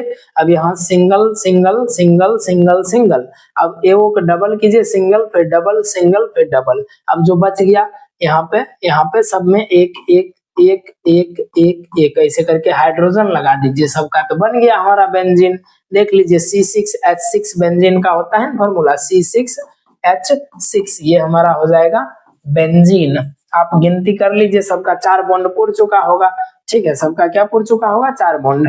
2 1 3 1 4, 2 1 3 1 4, 2 1 3 1 4, 2 1 यहाँ पर क्या हो गया, 2 1 3 1 4, फिर 2 1 3 1 4, फिर 2 1 3 1 4, सबका 4 बॉन्ड पुर गया। तो इस तरीका से आपको ध्यान रखना है, आपको आगे जितना भी हम लोग लिखते चलेंगे इसका कंपाउंड का, उसको ध्यान रखना है। ठीक है, आइसोमेरिज्म टॉपिक। आइसोमेरिज्म जो होता है ये क्या होता है कि मॉलिक्यूलर फॉर्मूला सेम होता है, बस उसका स्ट्रक्चर जो होता है ये डिफरेंट होता है। तो इसमें आपसे जो पूछ सकता है वो है हमारा ब्यूटेन का, है ना, ब्यूटेन का। तो ब्यूटेन का ध्यान रखेगा कि ब्यूटेन का जो है आइसोब्यूटेन्स वगैरह ये चीज जो है ब्यूटेन का खाली ध्यान रखेगा कि आइसोमेरिज्म में क्या क्या बन सकता है। तो यहाँ पे आइसोमेरिज्म में यहाँ पे 4 कार्बन होना चाहिए, यानी कि ब्यूटेन में जो है सो C4H कितना हो जाता है, 10 हो जाता है। इसमें क्या कर देंगे, इसमें CH3 CH2 CH3 और फिर यहाँ CH2, बस ये एक ही पॉसिबल है, इसका 2 हो जाएगा, ये खुद ही आएगा, ये 2 हो सकता है मैक्सिमम, इससे ज्यादा पॉसिबल नहीं है। इसका नाम क्या हो जाएगा, इसका nomenclature straight chain branch chain वाला में से हमको देखना है। तो ब्रांच चेन वाला में से तो देखना है, लेकिन ब्रांच चेन वाला में आपका सिलेबस के अंदर इस बार उतना ज्यादा कॉम्प्लेक्स करा नहीं है, बहुत ज्यादा सिंपल करके रखा है। ये 1 2 नंबर पर है मिथाइल 2 मिथाइल, और 1 2 3, तो 3 के वजह से प्रोप और सिंगल बॉन्ड के वजह से ANE, तो 2 मिथाइल प्रोपेन इसका नाम पर जाएगा। ठीक है, मतलब ये जो है तो कितना नंबर लोकेंट पर लगा है, इसका लोएस्ट नंबर देते हैं, इधर से दुइये नंबर पर हो गया। कौन सा ग्रुप है, तो अल्केन में से जब एक हाइड्रोजन को हम रिमूव करते हैं ना, अल्केन में से एक हाइड्रोजन को रिमूव करते हैं तब बनता है हमारा कौन सा ग्रुप, अल्काइल ग्रुप, जिसको R से डिनोट करते हैं। इसका जनरल फॉर्मूला CnH2n+1 होता है। ठीक है, तो ये अल्काइल ग्रुप जो है मिथाइल है 1 कार्बन का, और फिर लगातार 3 कार्बन का स्ट्रेट चेन की वजह से प्रोप, 3 के लिए प्रोप और सिंगल बॉन्ड की वजह से ANE, तो 2 मिथाइल प्रोपेन इसका पूरा नाम हो जाता है। तो इस तरीका से हमारा कार्बन हो जाता है इसका नोमेनक्लेचर। ठीक है, फिर आता है हमारा फंक्शनल ग्रुप। तो फंक्शनल ग्रुप जो है आपका वो यहाँ पर हमको पढ़ना है 4 से 5। अल्कोहलिक फंक्शनल ग्रुप जो होता है OL लगा होता है, एल्डिहाइडिक फंक्शनल ग्रुप CHO, इसके बाद ketonic functional group C double bond O, और कार्बोक्सिलिक एसिड का फंक्शनल ग्रुप जिसमें COOH होता है, और हेलो एल्केन्स के बारे में पढ़ना है जिसमें X एटम जिसको कहते हैं फ्लोरीन क्लोरीन ब्रोमीन और आयोडीन, ये 4 वो चीज पढ़ना होता है। अल्कोहल कंपाउंड के लास्ट में सफिक्स जो होता है OL, एल्डिहाइड में AL और कीटोन में ONE और कार्बोक्सिलिक एसिड में ओइक एसिड अंतिम में ये सब चीज लग जाता है। और इन सब के लिए प्रीफिक्स लगता है फ्लोरो क्लोरो ब्रोमो और आइडो, ये ध्यान रखिएगा, ये सब प्रीफिक्स इसका इस्तेमाल करा जाता है। ठीक है, तो अब होमोलोगस सीरीज यहाँ पर आते हैं हम लोग, सबसे पहले उसका भी नोमेनक्लेचर हम लोग एक एक करके देखेंगे। फंक्शनल ग्रुप होता है कि जो पूरे कंपाउंड के अंदर जो अपना कुछ गुण डाल दिया हो उसको हम लोग कहते हैं फंक्शनल ग्रुप। जो एक्चुअली में रिएक्टिव साइट होता है किसी भी कंपाउंड का उसको फंक्शनल ग्रुप कहते हैं। अब होमोलोगस सीरीज किसको कहते हैं, होमोलोगस सीरीज में जिसमें कॉमन फंक्शनल ग्रुप या कॉमन जनरल फार्मूला देखने को मिले कई सारे कंपाउंड में, तो उन सीरीज के कंपाउंड को होमोलोगस सीरीज कहते हैं। और होमोलोगस सीरीज में हर एक नेबरिंग मेंबर का जो डिफरेंस होता है एक कॉमन डिफरेंस होता है, जैसे CH2 का डिफरेंस होता है, मतलब अगला फिर अगला फिर अगला फिर अगला, हर अपना अगला और पिछला के बीच का जो डिफरेंस है वो CH2 एक कार्बन और 2 हाइड्रोजन का ही होता है, ये ध्यान रखिएगा। एग्जांपल में यहाँ लिया गया है अल्केन का होमोलोगस सीरीज यहाँ पर लिया गया है, तो ये चीज होता है। ठीक है, इसके बाद हमारा आ जाता है नोमेनक्लेचर ऑफ कार्बन कंपाउंड्स, किस चीज का, तो कॉमन नेम सिस्टम, और एक हमारा आ जाता है IUPAC नेमिंग सिस्टम जो कि यहाँ पर जो है सो आपका IUPAC नेम जो है सो फंक्शनल ग्रुप्स वगैरह का करना है। तो फंक्शनल ग्रुप में सबसे पहले अल्कोहलिक ग्रुप का देख लीजिएगा। उसमें क्या करना होता है, अल्कोहलिक ग्रुप में लॉन्गेस्ट कार्बन चेन को गिनती कीजिए, लॉन्गेस्ट कार्बन चेन को गिनती करके और उसके बाद उसका नाम लिखना पड़ता है। तो यहाँ पर जो है सो आपको अलग अलग टाइप का एग्जाम्पल्स दिया गया है, जिसमें से हम सबसे पहले आपको अल्कोहल वाला बताते हैं। तो अल्कोहल वाला जैसे देख लीजिए, यहाँ पर कितना है, 3 वो कार्बन है, 3 कार्बन के लिए क्या नाम हो जाएगा, प्रोप, है ना। तो इसका पप्पा का नाम यानी इसका पेरेंट हाइड्रोकार्बन का नाम क्या होगा, 3 कार्बन के पेरेंट हाइड्रोकार्बन प्रोपेन होता है, प्रोप, और सब में सिंगल बॉन्ड तो ANE, 3 कार्बन के लिए प्रीफिक्स प्रोप और सिंगल बॉन्ड की वजह से ANE, ठीक है। और इसमें से तब क्या करते हैं, E हटा करके OL ऐड कर देते हैं, बस यही है नोमेनक्लेचर फंक्शनल ग्रुप का। तो प्रोपेनॉल ये बन गया, ठीक है। अब मानकर चले कीटोन ग्रुप है, कीटोन ग्रुप का पहचान क्या है, C डबल बॉन्ड O, ठीक है। तो C डबल बॉन्ड यहाँ पहचान में आ गया। अब कार्बन कितना है, 3 कार्बन है, 3 कार्बन के लिए प्रोपेन, ठीक है, 3 कार्बन के लिए प्रोपेन, E हटाइए और उसमें ONE लगा दीजिए कीटोन ग्रुप में, तो प्रोपेनोन, प्रोपेनोन यहाँ पर बन गया प्रोपेनोन, ठीक है। अब यहाँ पर जरा सा देखिए, इस जगह पे जरा सा देख लीजिए। अच्छा, उसको पहले बात खत्म करते हैं, पहले ये एसिड वाला देख लीजिए, फिर एल्डिहाइड वाला देख लेंगे, फिर उस पर चलते हैं। तो एसिड वाला में देख लीजिए, 1 2 3 और 4 कार्बन है, तो 4 कार्बन के लिए ब्यूटेन, ई को हटाइए और फिर उसके एसिड का ग्रुप अगर मिल गया COOH, तो उसमें ओइक एसिड लग जाता है। तो ये हमारा हो जाएगा क्या चीज, ब्यूटेनोइक एसिड, ये हमारा क्या हो जाएगा, ब्यूटेनोइक एसिड हमारा हो जाएगा, ठीक है। इसके अलावा आप देखिए यहाँ पर एल्डिहाइड ग्रुप, एल्डिहाइड ग्रुप का पहचान है CHO लगा हुआ होगा, CHO लगा होगा, कार्बन के साथ डबल बॉन्ड ऑक्सीजन होगा, सिंगल बॉन्ड हाइड्रोजन रहेगा, ये लगा हुआ एक जो है कार्बन, ये अल्काइल ग्रुप पीछे पूरा ये जो है सो अल्काइल ग्रुप है, इसके साथ अटैच्ड रहेगा। तो गिनती कीजिए, 1 2 3 4 5 6 7 है, 7 के लिए हो जाता है हेप्ट और सब जगह सिंगल बॉन्ड कार्बन के बीच में है, तो हेप्टेन, ANE, कार्बन के बीच का बॉन्ड हमको देखना है, तो सिंगल बॉन्ड हो गया, तो हेप्टेन, इसमें से E हटाइए और AL ऐड कर दीजिए, तो क्या हो जाएगा, हेप्टेन। देखिए सिंगल बॉन्ड के 7 कार्बन के लिए हेप्ट लगाए, सिंगल बॉन्ड की वजह से ANE और E को सब में हटाना होता है, और जो फंक्शनल ग्रुप लगा है उस फंक्शनल ग्रुप का सफिक्स ऐड कर देते हैं, सफिक्स अभी पीछे देखे थे वो ऐड करेंगे, अल्डिहाइड का AL, कीटोन का ONE, कार्बोक्सिलिक एसिड का ओइक एसिड, ठीक है, ये सब चीज ऐड कर देंगे, अल्कोहल का OL, ये सब ऐड कर देंगे। तो ये क्या हो जाएगा, हेप्टेनल, हेप्टेनल, हेप्टेनल हो गया, समझे। यहाँ पे देख लीजिए, यहाँ पे क्या चीज है, कार्बन 3 हुआ है, 3 कार्बन के लिए प्रोप, और यहाँ डबल बॉन्ड कार्बन के बीच में आ गया, तो डबल बॉन्ड के लिए ENE, और यहाँ कोई फंक्शनल ग्रुप नहीं है तो खाली रह गया, ये प्रोपीन ही रह गया, समझे। अब इसके बाद फंक्शनल ग्रुप में जरा सा देखते हैं, यहाँ पर यहाँ देख लीजिए, फंक्शनल ग्रुप में क्लोरीन लग गया, तो क्लोरीन को प्रीफिक्स के रूप में लिखा जाता है, तो क्लोरीन है तो क्लोरो, CHLORO, क्लोरो। और अब गिनती करिए कार्बन, तो 3 वो कार्बन, तो 3 कार्बन के लिए प्रोप, और सबके बीच सिंगल बॉन्ड है तो ANE, क्लोरोप्रोपेन, ठीक है, इसका नाम क्या पड़ गया, क्लोरोप्रोपेन, क्लोरोप्रोपेन, ये चीज हमारा नाम पड़ गया।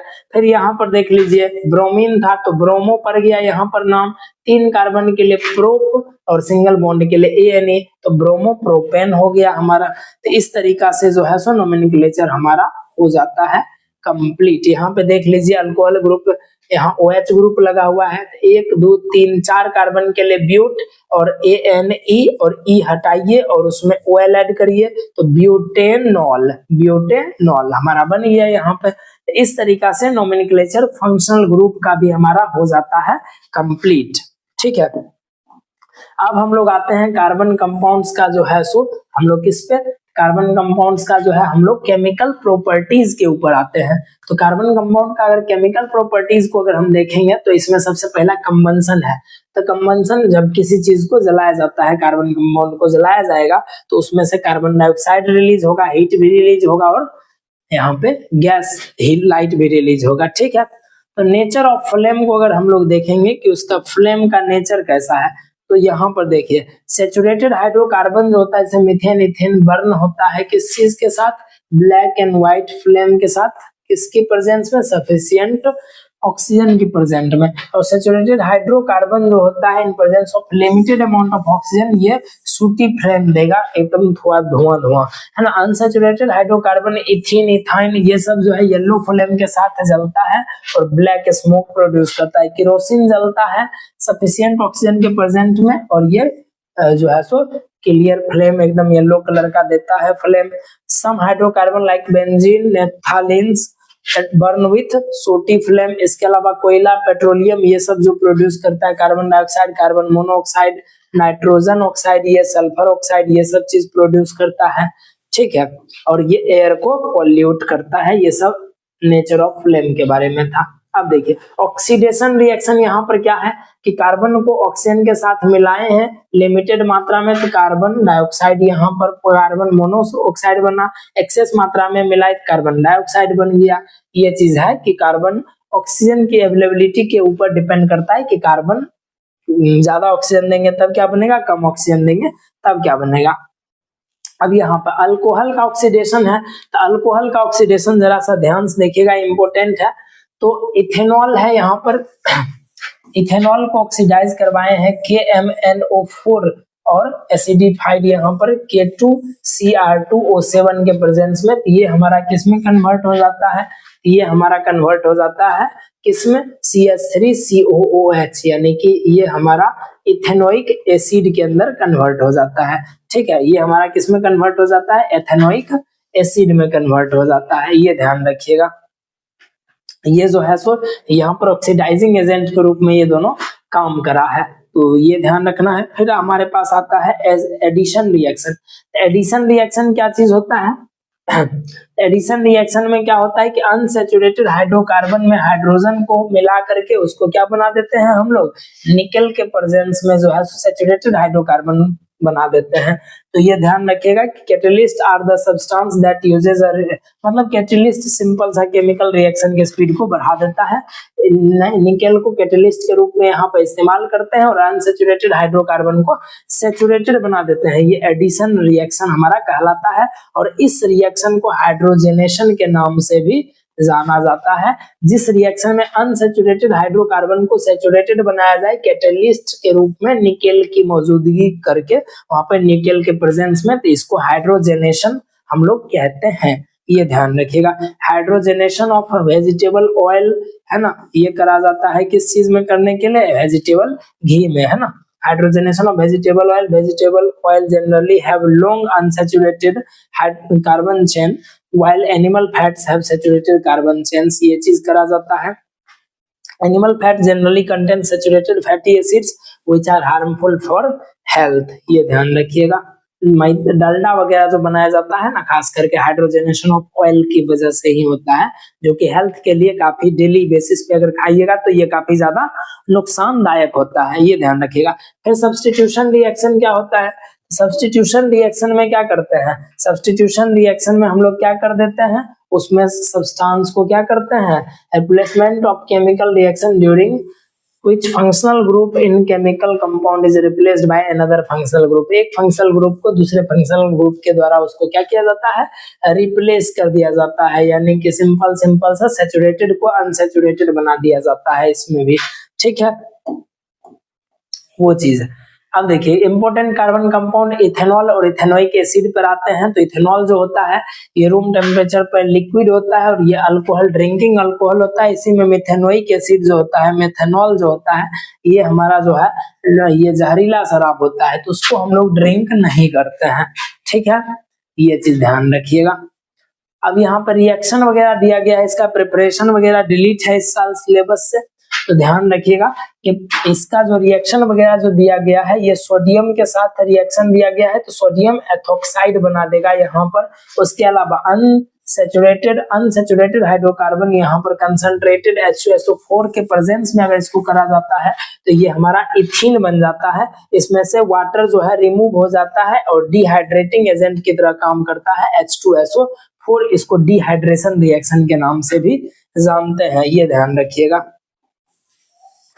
अल्कोहल को फ्यूल के रूप में इस्तेमाल करते हैं, हम पहले भी बताए थे, क्लास में भी आपको बताए हुए हैं कि E20 फ्यूल के रूप में इसका इस्तेमाल करा जाता है अल्कोहल को। अब प्रॉपर्टीज इसका क्या क्या चीज है कि कॉमनली इसको जो है अब यहाँ पे CO2 plus H2O on burning sufficient, देखिए अगर इसको जलाया जाता है तो कार्बन डाइऑक्साइड और वाटर प्रोड्यूस करता है, अगर इसको एक्सेस मात्रा में ऑक्सीजन मिल जाता है तब जाकर के।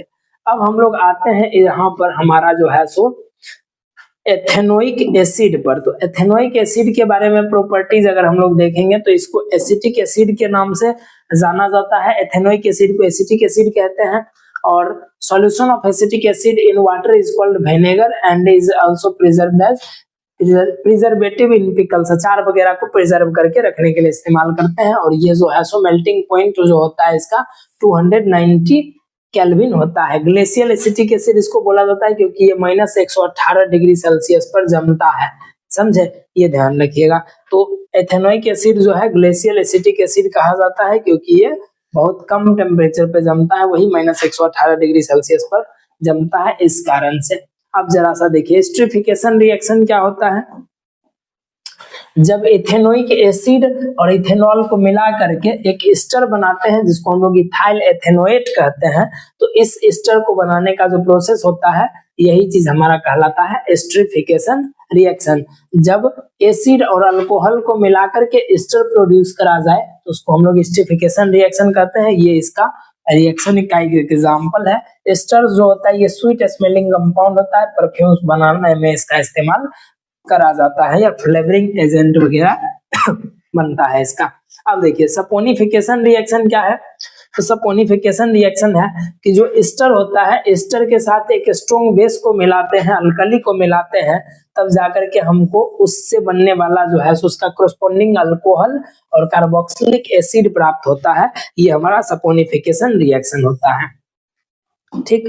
तो इसमें जैसे एग्जांपल के तौर पे देख लीजिए आप, यहाँ पर जो है क्या किया गया, इथाइल एथेनोएट को सोडियम हाइड्रोक्साइड के प्रेजेंस में इसको तोड़ा गया है, इसको मिला करके इसमें से हमको मिल गया इथेनॉल और साथ ही साथ जो है सो हमको वहां पर कार्बोक्सिलिक एसिड का ग्रुप मिलेगा जो कि हमारा सोडियम एथेनोएट यानी कि सोडियम एसीटेट यानी सोडियम एथेनोएट हमको मिल जाता है यहाँ पे, ठीक। फिर हमारा आ जाता है कार्बोनेट एंड हाइड्रोजन कार्बोनेट के साथ रिएक्शन क्या होता है। तो कार्बोनेट या हाइड्रोजन कार्बोनेट के साथ जो रिएक्शन होगा तो उसके अंदर क्या बनेगा, हमारा उसका कंपाउंड बनेगा मेटल का और साल्ट, और साथ ही साथ कार्बन डाइऑक्साइड और वाटर प्रोड्यूस करेगा। तो उस ऊपर वाला रिएक्शन ज्यादा इंपॉर्टेंट है हमारा इस सब के बजाय। आपको ऊपर का जो भी रिएक्शन था वो ज्यादा इंपॉर्टेंट है, उसको बढ़िया से देख लीजिएगा। फिर लास्ट में हमारा आता है सोप्स एंड डिटर्जेंट्स। तो सोप्स एंड डिटर्जेंट्स के लिए क्या चीज है, तो सोप्स और डिटर्जेंट्स सोडियम या पोटासियम साल्ट के लॉन्ग फैटी एसिड से बनता है हमारा। इसके अंदर जो होता है दो चीज पाया जाता है, एक इंड जो होता है, एक इंड जो होता है ये आयनिक इंड होता है जो कि हाइड्रोफिलिक होता है। हाइड्रोफिलिक का मतलब वो पानी उसमें भरता है। और एक इंड जो होता है लॉन्ग चेन कार्बन का होता है जो हाइड्रोफोबिक होता है। हाइड्रोफोबिक का मतलब होता है कि पानी से वो डरता है, समझे, फोबिया मतलब डर, हाइड्रोफोबिक मतलब पानी से वो डरता है। तो ये डस्ट वगैरह गंदगी के साथ ये इंड चिपक जाता है और पानी के साथ ये इंड चिपक जाता है। तो डिटर्जेंट्स भी जो है सो हमारा एमोनियम सल्फेट्स लॉन्ग चेन होता है कार्बोक्सिलिक एसिड का, ठीक है। एमोनियम और sulphonate salt of long chain of किस चीज का, कार्बोक्सिलिक एसिड का। अब यहाँ पर जरा सा ध्यान से देखिएगा कि क्लीनिंग एक्शन किस तरीका से होता है। क्लीनिंग एक्शन होता है कि जब भी हम लोग कपड़ा को साफ करते हैं तो यहाँ पर जब भी लगाते हैं साबुन को ऐसे लगाते हैं तब उसमें झाग बनना शुरू होता है, समझे, झाग बनना शुरू होता है यानी कि उसमें क्या चीज प्रोड्यूस होना शुरू हो जाता है, माइसेल फॉर्मेशन शुरू होता है। तो उसके अंदर का जो डस्ट वगैरह होता है ना वो चिपक जाता है किस इंड के साथ, हाइड्रोफोबिक इंड के साथ। और जब उस कपड़ा को हम साफ करने के बाद यहाँ पर डस्ट वगैरह चिपक गया, यहाँ पर कपड़ा है ये इस पे चिपका हुआ था, माइसेल बना, यहाँ पर इसको खींच करके हाइड्रोफोबिक इंड अपने साथ इसको उखाड़ के ले चल गया। अब इसको कपड़ा को फैलाते हैं, जब पानी में धोते हैं तो वो डस्ट उसी के साथ रह जाता है और पानी के साथ अटैच होकर के नहीं आता है। इस तरीका से हमारा कपड़ा साफ हो जाता है, ये ध्यान रखिएगा। इस तरह से हमारा कपड़ा क्या होता है, साफ हो जाता है। ठीक है, इसके बाद हार्डनेस ऑफ वाटर के बारे में दिया गया है। हार्डनेस ऑफ वाटर के बारे में इससे पहले हम लोग यहाँ पे हार्डनेस ऑफ वाटर कहने का मतलब है वाटर जिसमें आयंस की मात्रा ज्यादा हो वो हार्ड वाटर होता है, और जिसमें मैग्नीशियम, कैल्शियम, सोडियम इन सब आयंस की मात्रा कम हो उसको हम लोग कहते हैं सॉफ्ट वाटर। तो नदी वगैरह का जो पानी होता है, तालाब वगैरह का, ये सब हार्ड वाटर कहलाता है। और साबुन हार्ड वाटर में कपड़ा साफ नहीं कर पाता है। क्यों नहीं कर पाता है? क्योंकि उसमें एस्कम बना देता है। अब ये एस्कम क्या चीज है? तो एस्कम जो होता है ये जो है सो उसके अंदर का सोडियम और पोटासियम जो होता है ये वहां मौजूद कैल्शियम और मैग्नीशियम के साथ मिल करके एक इनसॉल्युबल प्रिसिपिटेट बना देता है, एक दानेदार चीज बना देता है जो कि सॉल्युबल नहीं होता है, मतलब माइसेल फॉर्मेशन होने ही नहीं देता है। और इसी कारण से कपड़ा जो है साबुन से हार्ड वाटर में कपड़ा साफ नहीं हो पाता है। इसीलिए हमारे पास आता है डिटर्जेंट, और डिटर्जेंट जो होता है ये हार्ड वाटर में भी साफ कर देता है कपड़ा और एसिडिक सॉल्यूशन में भी कपड़ा साफ कर देता है।